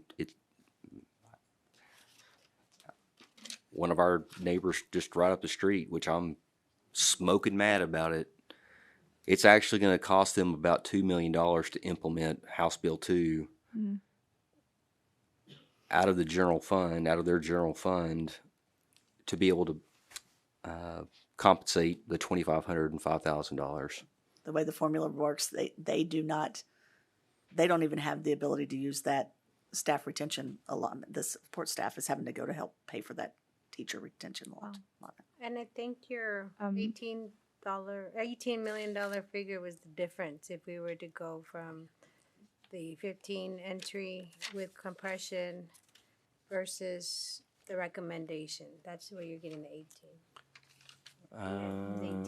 Like if we were to go all the way. I'm sorry, yeah. So at $15 for the 24.7 million minus the 6, that's the 18 million difference. How Are much you more it would cost us if we were to do the $15 an Well, hour with compression? Let me back up. So what we've tried to articulate is the Versus- teacher retention allotment. It's outlined in House Bill 2. So that's the large portion. And again, we need to take care of our classroom teachers. I mean, that's our core business. So you have that piece of the recommendation. You have the non-exempt of a 4% increase to the midpoint, and then bless you, and then our other exempt employees, which I'm just a firm believer that we don't leave anybody behind. I mean, it's really important. We're a team. Dr. Hasso, I'm sorry, I interrupted. Oh, it's okay. As we go along, I kind of have a couple more. And I think that maybe this will help because it summarizes the actual, what we're proposing Mrs. Freeman had a with the question. total. Let me go back to the other slide too. I'm sorry. Thank you. Okay, just as we were talking about auxiliary staff too, I know it becomes very complicated as I was looking at some of the stuff that you sent. And by the way, thank you. That was A lot of information. I hope it wasn't too much. I know that was quite detailed. I did notice too, okay, there's over 5,000 auxiliary staff, but of those, and I can't remember where we were when we said, if we approved the staff recommendations, how many people were still under 15. But I also noticed that there's like 270 people that, of those auxiliary staff that are working 4 hours a day or less. So that's just something else to take into consideration. I think when we look at that type of thing, I mean, I think when we look at percentages, they would get the percentage. If we went up to $15 an hour, then I think you do look at how many hours a day that they work and how much do you pay part-time. Yeah, people. I think that's a great point. And well, Megan, you have the numbers, I think. Yes. Let me let you. So, Talk so I numbers. asked Gabby to run for me under the 4% GPI, exactly how many employees would be below $15 per hour. And this is all funds. It's not just general funds, but all employees. Would be 724 below 15 and 4,798 above. 724 below Okay. and 4,798 above Thank you. for the 5,500. And then I guess I'm still, please reiterate to what staff, before we leave this slide, what is the staff recommendation such that, I know that y'all have talked about this, because if we do anything greater than the staff recommendation, we're going to have to start slicing from the other budget, the budget where we haven't really talked about yet, but. Right. Yeah, so this is a big piece. The recommendation being made to you is to approve as legislated the teacher retention allotment for non-exempt employees, a 4% increase to the midpoint, and then a 2% increase for all others that are not included either in the teacher retention allotment or are non-exempt. And that includes administrators, professionals. That includes administrators, all others. And then there was another question I had, or maybe an additional comment. When we talk about how long is it going to take us to get there, would certainly be helpful if we passed a TRE in order to. Well, that's just it. I mean, and that's, that would be. yeah, that's, we're laying it No. out. These guys. I know. I just thought I'd mention that because when yeah. we talk about looking at that, then we've got we've got more money to, Right. To find. We're gonna bring a budget that's gonna be a deficit this year for fiscal year '26. If the board elects to approve this recommendation and the compensation plan, and then going forward, we're going to need the community support and help. thank you, that was it. Dr. Hassel? And then Dr. Harrell. Oh, it was just kind of back to Laura's question, like the natural progression, if we did 4%, would be 8 years. Is that? I don't want to overstate because we will not have any new revenue next year. Oh, no, I just like So, natural progression if we did 4 every year, year. Like yes. not, I mean, in an ideal situation, right? Like natural progression in 8 years, if we Yes. just did 4%, we wouldn't get to a $15 an hour for everyone. It would take 8 years. And we might need to still have a little bit of moving on the compressing some of the lower pay grades. And then is it a normal practice to approve compensation before looking at what the budget is going to look like? Like seeing, because I feel like the compensation is the main part that feeds into what the budget's going to look like. And so we're approving compensation, but we don't even know how that's going to impact the regular budget. That's like a natural progression for all ISDs. Yeah, no, that's a great question, and the short answer to the question is yes. Typically, we approve a compensation plan in and around May, so we're late.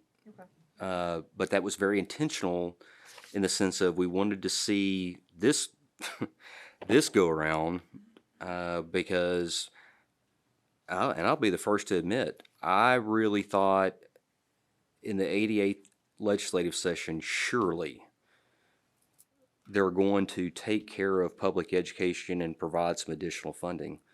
Well, they didn't. And in their 4 special sessions, they didn't.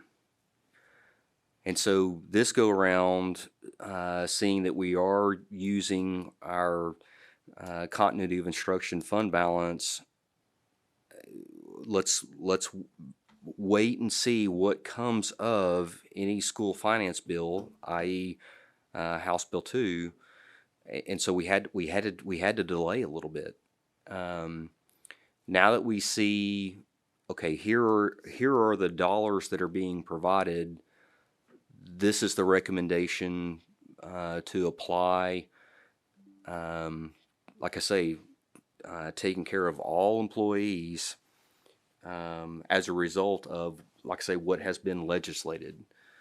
And in fact, in doing so, again, you saw the 1.28%. That 1.28% was calculated as a result of here is the additional dollars that has been provided as a result of the 89th legislative session.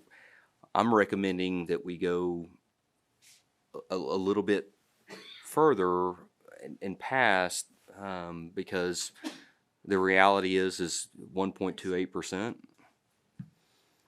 It's not enough. Dr. Harrell? Well, I was just gonna.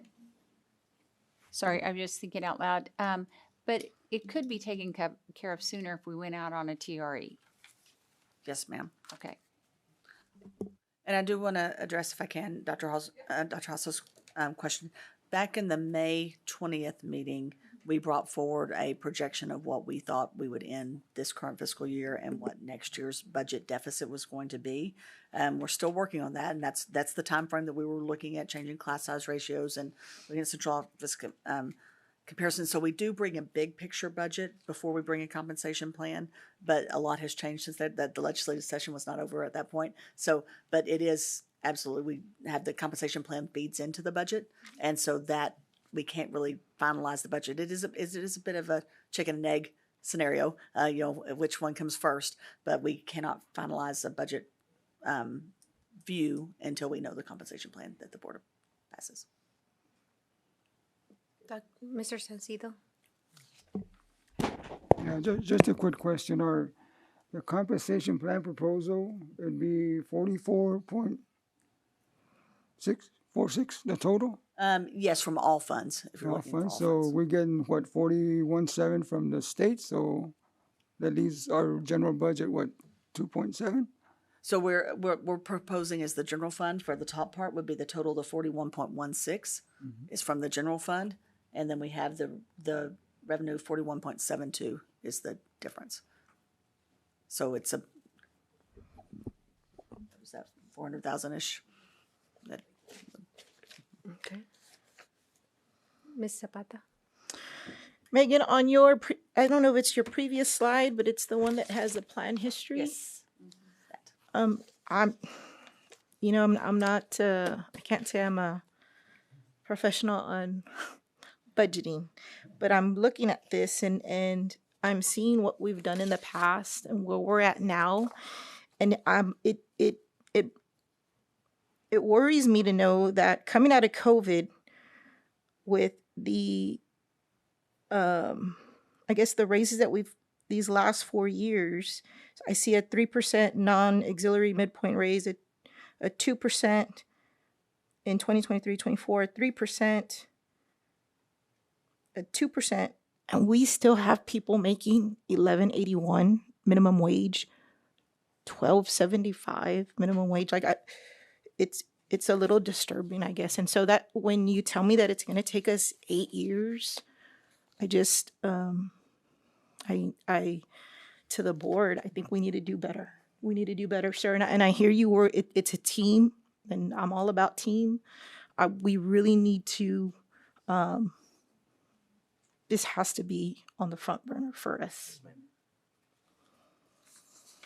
Dr. Hall? No, that's good. on this one. Any other comments?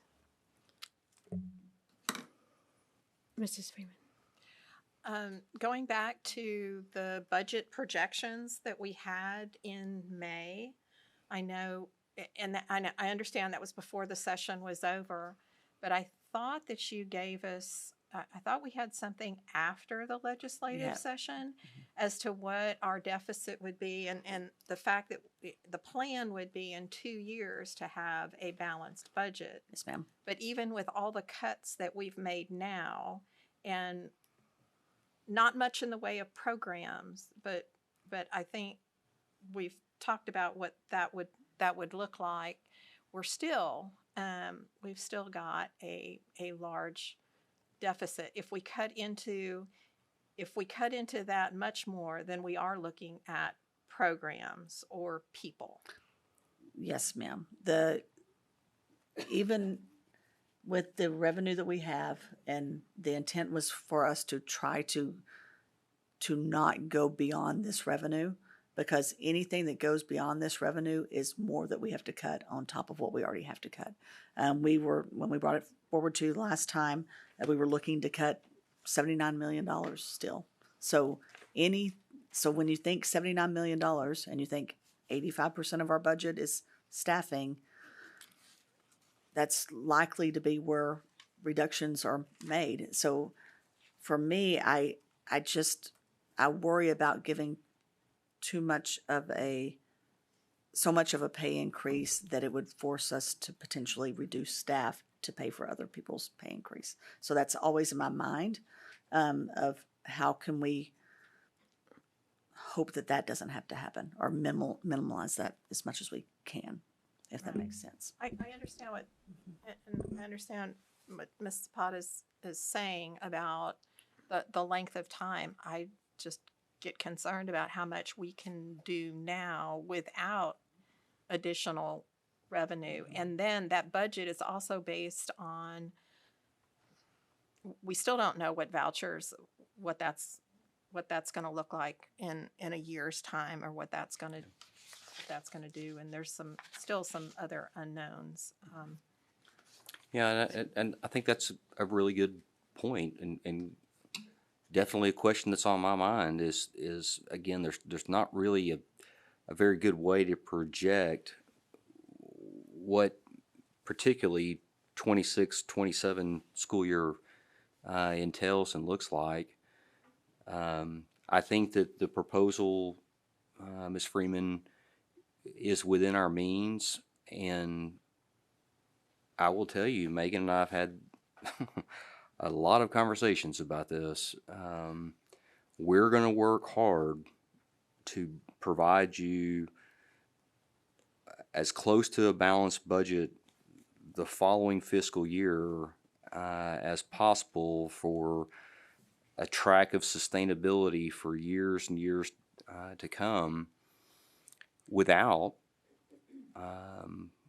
anyone losing a job and without any significant changes to the academic, co-curricular, extracurricular programming, because that's just what we need to do. Dr. And not to say that it's not going to be challenging and with some bumps along the way, but we're turning a big battleship right now.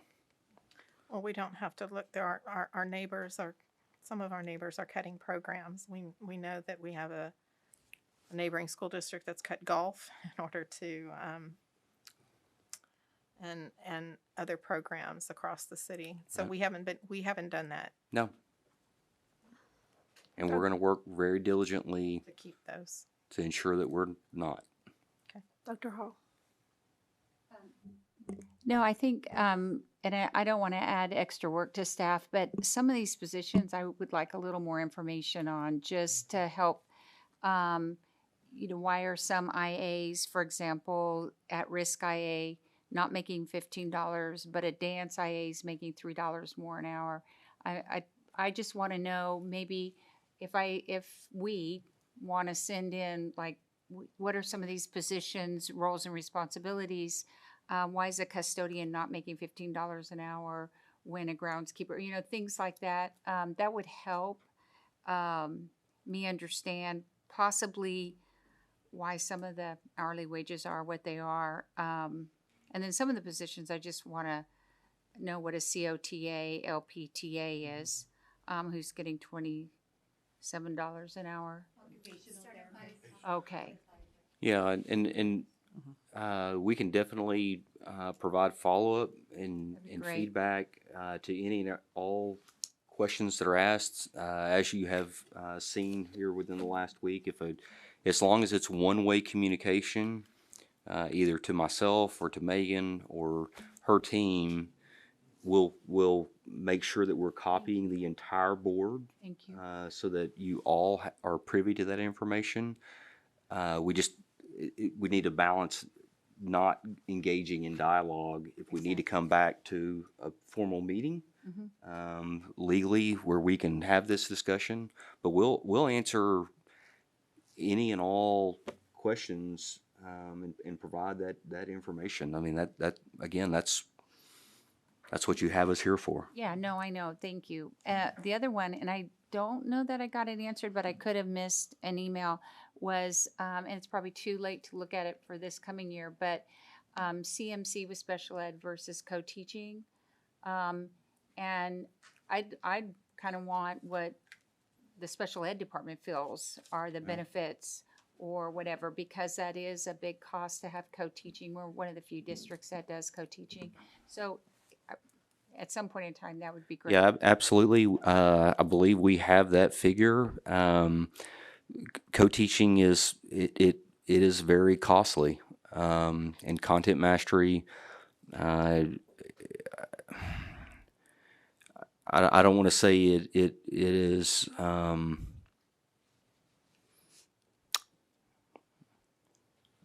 The module for what we want to do and provide instructional support to, again, almost 19% of our student population, but we're above our required spending.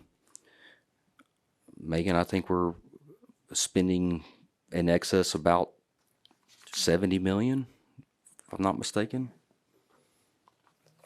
Sorry, I do have it with me. Let's see where I put it. So, yes, it is a costly program. Well, and if it's making a huge difference, Right. if its impact is great, I mean, we want to keep the programs that are working best for our kids, but right now I don't have enough information.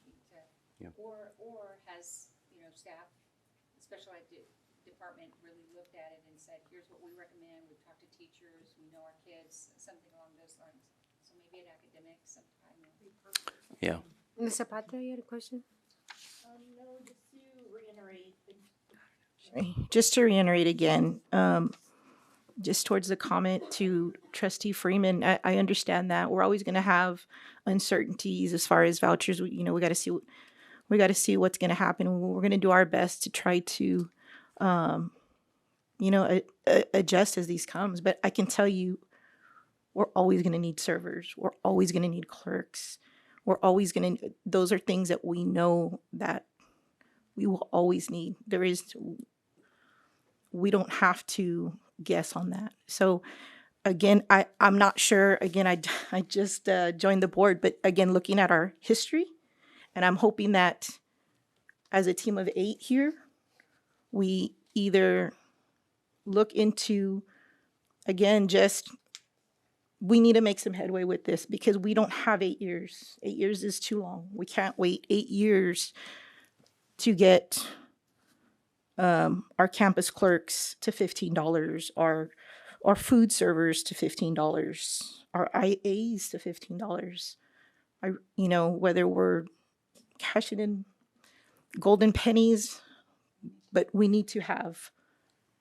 really need to work together and come up with something, and not something in 8 years. So. Yes, ma'am. Mrs. Freeman? Oh, I think I. pushed that Okay. in a bit. Dr. Hassel? So I have 5 because I want to 5 questions? yes. So this has been obviously something that has, in so many ways kept me up. We've talked about this, we've had multiple discussions about this, and I want my 5 questions or comments, and then I'll be personally ready. So with us looking to do like a Vader in the future, is there such thing as having too much in reserves? I believe so, philosophically. I think that if you are year over year continuing to build beyond a 3-month fund balance, what that translates into is you're not spending funding that has been provided on students. And so I think that a 3-month operating expenditure fund balance is the right balance. I wouldn't go below. And so if we find ourselves in a situation where year over year we're putting 20, 30, $40 million into that fund balance, then I think the board probably needs to look at me and Ms. Bradley as to, Dr. Kraft, those are funds that really should be being used to support student success via employees and exactly what we're talking about. But that's just not the position that we're in. This past year, this current fiscal year, but then the previous fiscal year, we've realized a deficit budget. It is real. It is in the red.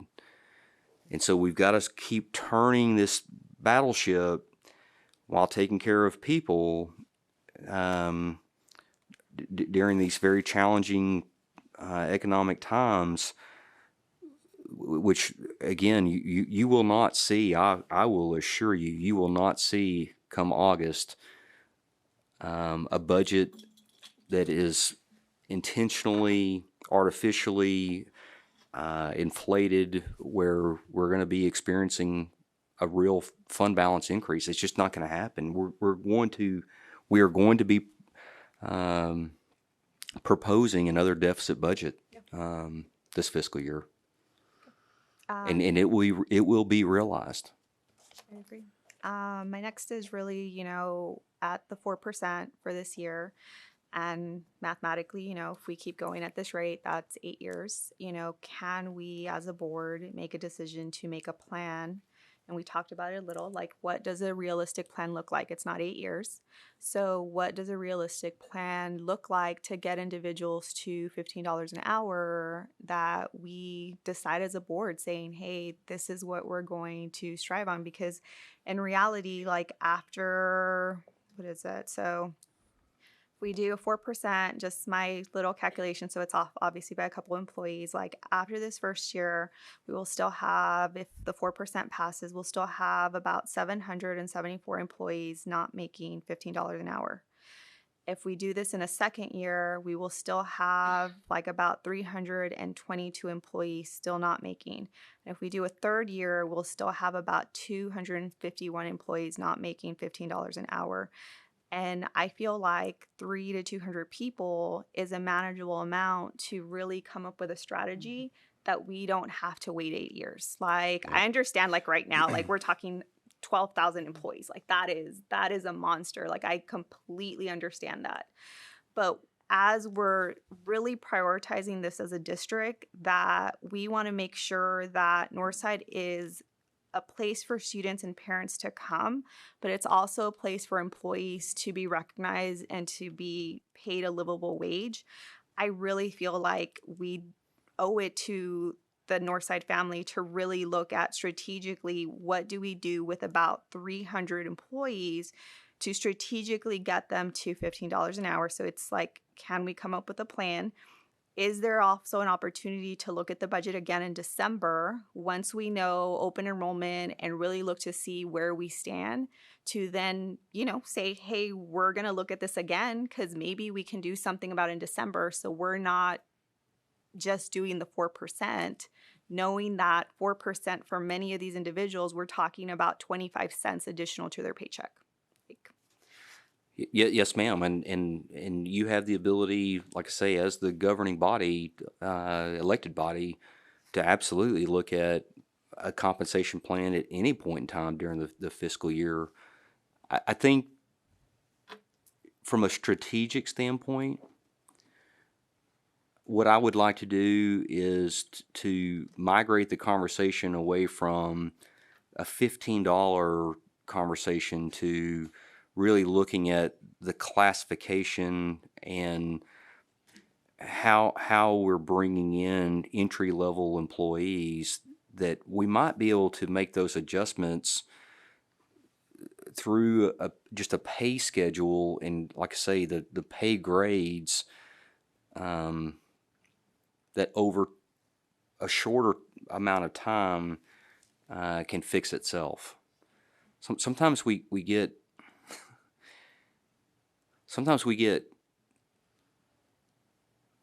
very consumed in, well, this is the way we've always done it. Yes. And maybe we need to relook at, well, Why? that's why we've always, this is how we've always done it, but maybe there's an innovative, better way of analyzing and looking at things, and maybe pay grade MT 1, 2, and 3 change. Yeah. And then my last two. So, We have 3 left. well, I think I bulked some in. So, when I look at midpoint, and I could have the definition completely wrong, like my understanding of midpoint is anyone below midpoint, you're like decently new in the industry. Like you have less years of experience, you are either entry level. So I'd like to know for those last like 700 employees, how many years of experience do they have at Northside? And does it warrant them being below midpoint? If not, why are there so many individuals that have that many years of experience below midpoint? Because, my understanding, midpoint is where individuals should be when they have a good amount of experience. Below midpoint, you have really no experience or just a couple years.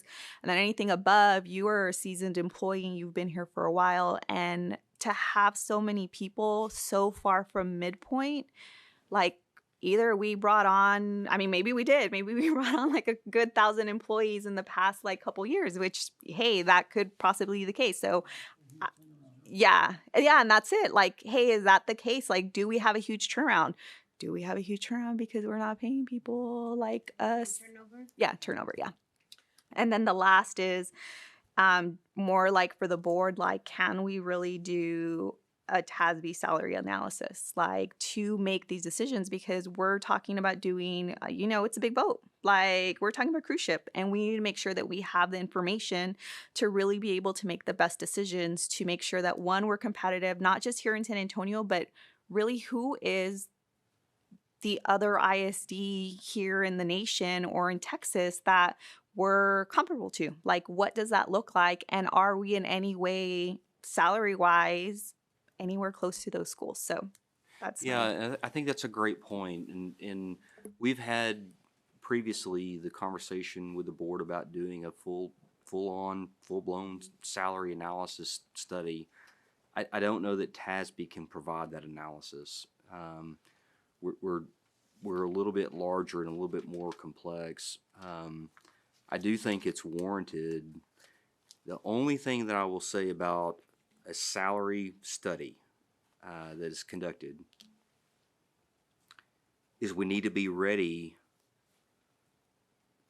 to actually do something with it.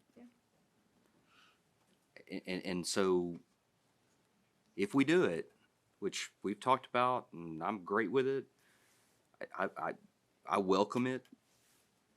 We just need to be ready to put our money where our mouth is, because what can happen is the exact same conversation that we're having right now. Well, we need to make all of these equity adjustments, and I'm just kind of thinking through trades and what have you. The worst thing that we can do as a team is have this full-blown salary analysis, and then, wow, that's going to be really expensive. We can't afford it. It sends a really bad message to our employees. So I just yes, absolutely warranted, completely on board. We just need to be prepared to put our money where our mouth is. And I agree. I mean, I think, with the big cruise ship, like, it takes a lot of money, and we can see that. And that's why we're letting everyone know, like, this is how much it costs to do something like this. Like, this is why we can't do something like this tomorrow. Like, completely agree. But it's really looking at strategically, like, per position, per classification, like, how do we get to a point of slowly moving the needle with actual information to be able to do that? Because right now, like, this 4%, like, is that the best route? We don't have all the information, but we need to pass a budget. Like, we need to pass a budget. We need to have a viable budget coming up. And so this is our attempt to really move the needle. But it's like, we're Northside. I'm like, we are. I'm like, I kind of always, like, Northside to me and to many, I mean, I work with 30 other ISDs. Like, Northside is seen as the district that individuals want to be like, because we have so many students, because we do have such a big footprints in San Antonio. And that's what we need to really focus on. That how do we really become, how do we continue? I don't want to say we're not, like, we are, but it's like, how do we really focus on this specific area and make sure that we're really making strides? Yep. Ms. Zapata. Thank you, Dr. Hasso, for that. And I agree with her and Dr. Kraft. I commend you. And I again, this is a plan. We got to start somewhere. And when we're going through all this data and I thank you. I do. I go through it. I mean, like a fine tooth comb, and it's awesome. So I commend you for that. And we need to have a plan to go forward. And I think this is a great start for all of us to work together to do that, because just like Dr. Hasso said, I don't like to look at other districts and see them pay $17 an hour, $15 an hour already currently. I want people to look at us. I don't want us to compare to somebody else. I want districts around us to compare to us. And I know we will get there, but we have to start somewhere. And I think, I commend you for saying that. We need to change our ways or think differently, and thank you for that. And I do believe we're ready. Dr. Hall? Oh, okay. Mrs. Freeman? I was just going to comment on the salary. On the salary analysis, that might be an opportunity when we start looking at our efficiencies and as we go into the VATRE.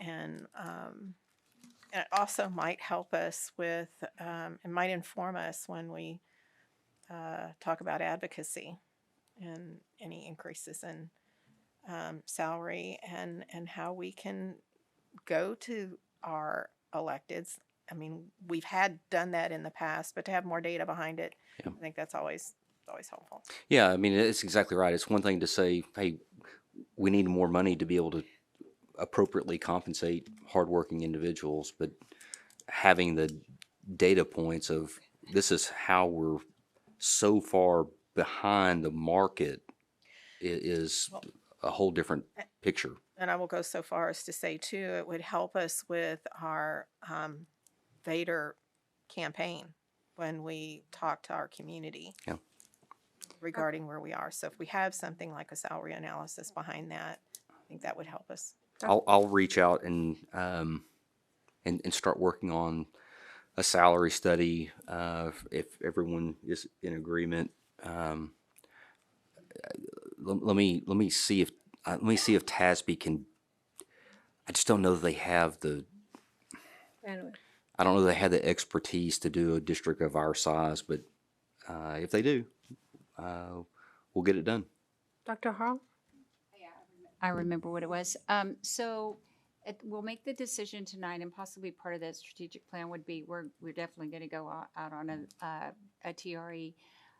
Could also, this isn't a dumb deal. This is dynamic in a way. We could also look at, all of a sudden open enrollment is bringing in some more revenue. Oh, this other thing is bringing, special ed we didn't take as big hit as we thought we were going to when we find out in October.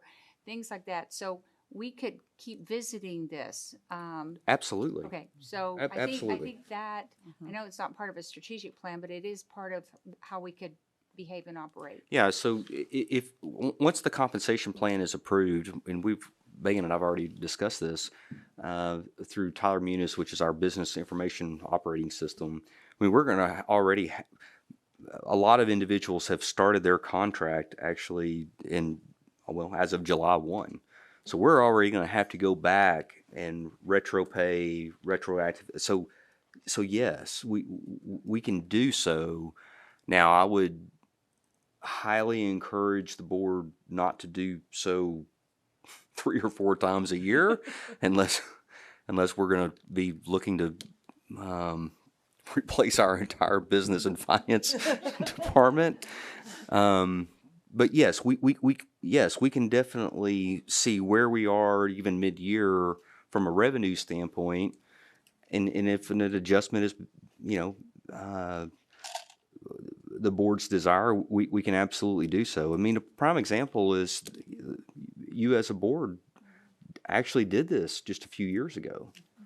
And it was, if I'm not mistaken, instructional aides, bus drivers, auxiliary staff, and particularly critical to fill positions. And so we can do so. Yes.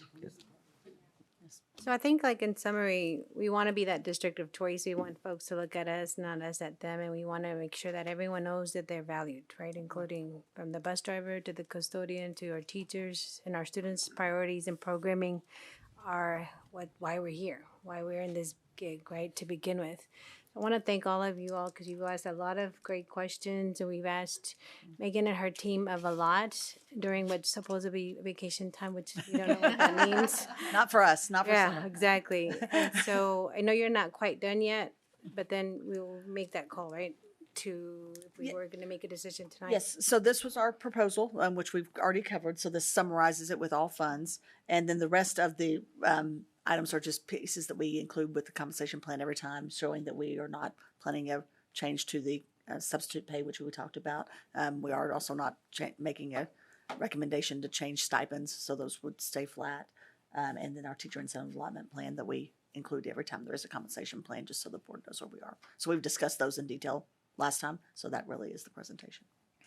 So, Madam President, members of the board, my recommendation is to approve the compensation plan as recommended with a $2,500 teacher retention allotment for 3 and 4 years of experience, $5,000 for the teachers that have 5 or greater years of experience.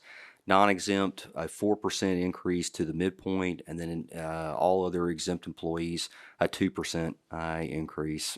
And I think that, very humbly speaking, we can afford this at this juncture, and we will absolutely look at a salary study and how we continue to progress, whether that be through recommendations with compensation and or, like I say, looking at our pay grades and really restructuring some things, reclassifying some things going forward, which we can absolutely do. Okay, do we have any motion? We had one more question? Or we have a motion? We have a question? Okay, just Ms. Zapata. It's in the dark red, correct? Yes. The dark red, yeah. So the teacher retention allotment, I mean, that's legislated. Right. What you're really approving is our non-exempt and exempt of, again, 4% for non-exempt to the midpoint, and then 2% for exempt going forward. Okay. I move to adopt the comprehensive plan. Second. Okay, all in favor, say aye. Aye. Any opposed? All right, motion passes. Thank you. Thank you all. Appreciate it very much. And we'll continue to work hard. We've got to take care of a lot of people. Thank you. I feel like we need a group hug.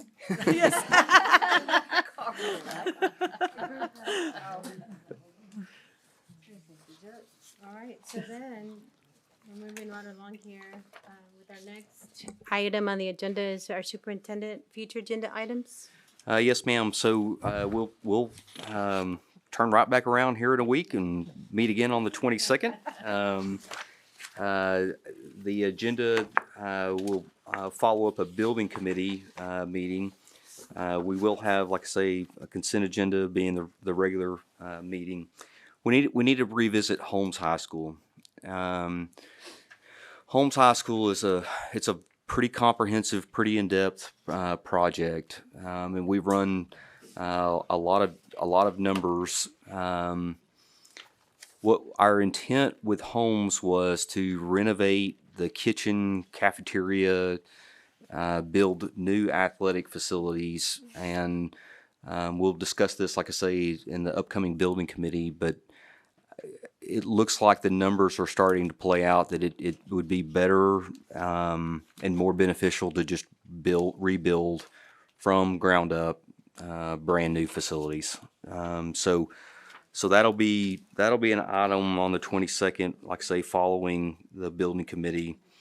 We're going to provide a quick update as to the renovations to the boardroom. If you recall, Bobby Blunt, who unfortunately can't be with us this evening, but he was the recipient of a James B. Crow Leadership Award, and so we're going to use those funds to memorialize, like I say, former trustees, but then also provide some updates. So we'll bring in schematics in regards to what that project could entail. I think it'll be pretty nice. We've got the public meeting to discuss the budget and propose a tax rate. So this is basically setting the date. which, Megan, I think you've already got a August 26th. August 26th. So that will be also an item.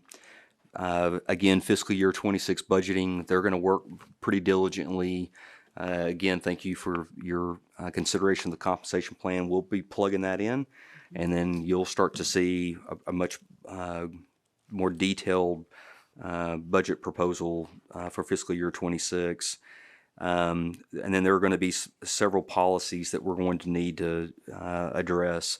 I think I mentioned I was on the phone yesterday and today in regards to the cell phone policy. And I think that this is a really important topic as we forge forward. I do not believe in my conversations with legislators that the intent was for cell phones to either be banned from coming to school nor being taken up at the beginning of or redistributed at the end of a school day. And so I think that from a parental standpoint, there can be, like I say, a level of mutual respect where, yes, cell phones are not going to be utilized for social media or texting or whatever the case may be during an instructional time. But then this reassurance that parents, having a senior at Brandeis next year myself, knows that if we need to reach out to our child, they will have their cell phone on their possession, on their body, in a backpack, in a purse, what have you. So that's what we're going to work towards and striving. We've also got some legislation in and around library books that we're awaiting TASB guidance from a policy standpoint, which we're going to, again, be very, very intentional and strategic in how we go about implementing these new laws through a policy recommendation. So there, like I say, there will be several policies that we need to bring forward. Not to mention, like I say, the extracurricular policy for homeschool participation, as we briefed last meeting. So, like I say, there'll be some, like I say, schematic design, construction items, and then probably a pretty good dose of policy in preparation for the school year. Great. Thank you, sir. It looks like we want to thank you all for coming, and we're now going to move to our executive. Oh, you have one more. You didn't come through, ma'am, but go ahead, yes. Thank you. Mr. Perez, a question.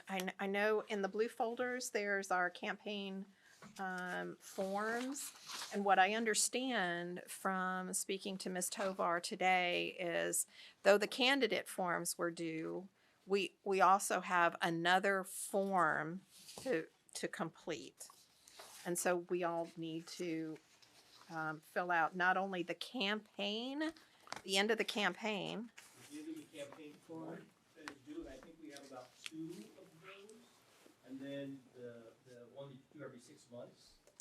So some of us have 2 different correct. packets of forms to turn in. I just wanted to mention that. Oh, if you just one, right, you'll have 2. So this packet. So if you just got newly elected or just ran re-elected, you would have 2. And then the rest of us would have 1. Because of the election. End of July is what it says. And then 15th. The ones that are returning, it's January through July is what Mary told me. And then the new trustees would be from the time they were elected to my understanding. Okay. I can get clarification. January 1st, yes. Actually, mid-July. Yeah, if you have questions, just please reach out to Monica.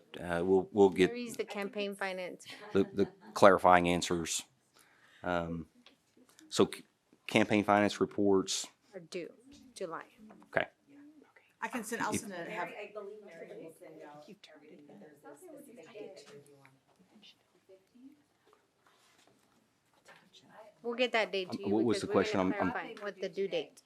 Yeah, I thought 32 days. It's, that are due. the challenge is for new trustees, we have two brand new trustees. They don't have anything between January and, I mean, they're, all they have is, so they wouldn't have to turn in another Oh, form. yes, I don't. Is that correct? Mary said they would turn in from May to now, is my understanding. Yeah, I only did one. From the time of the election to now, so it would be a short window, but Yes, we would still put that short window On the on website. the just to report. be safe, do it.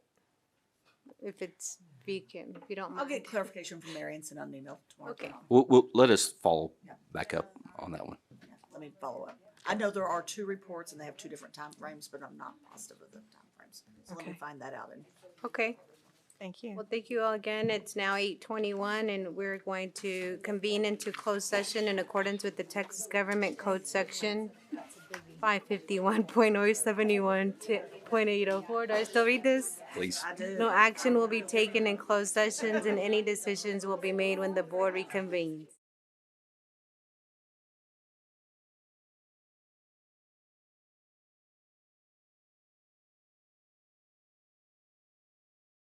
The time is now 8:33 and the board is reconvening into open session. No action was taken in closed session. Regarding the agenda items discussed in closed session, is there a motion to come before the board?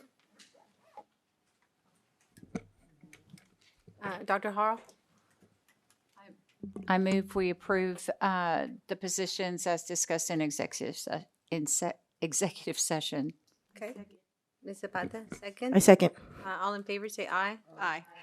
Any opposed? Okay, the motion passes. And so it is now 8:33 still, and our meeting is adjourned. Do we have a motion to adjourn? So moved. Okay, well then I'm gonna go ahead and, if there's no objection, meeting is adjourned. Thank you. Thank you.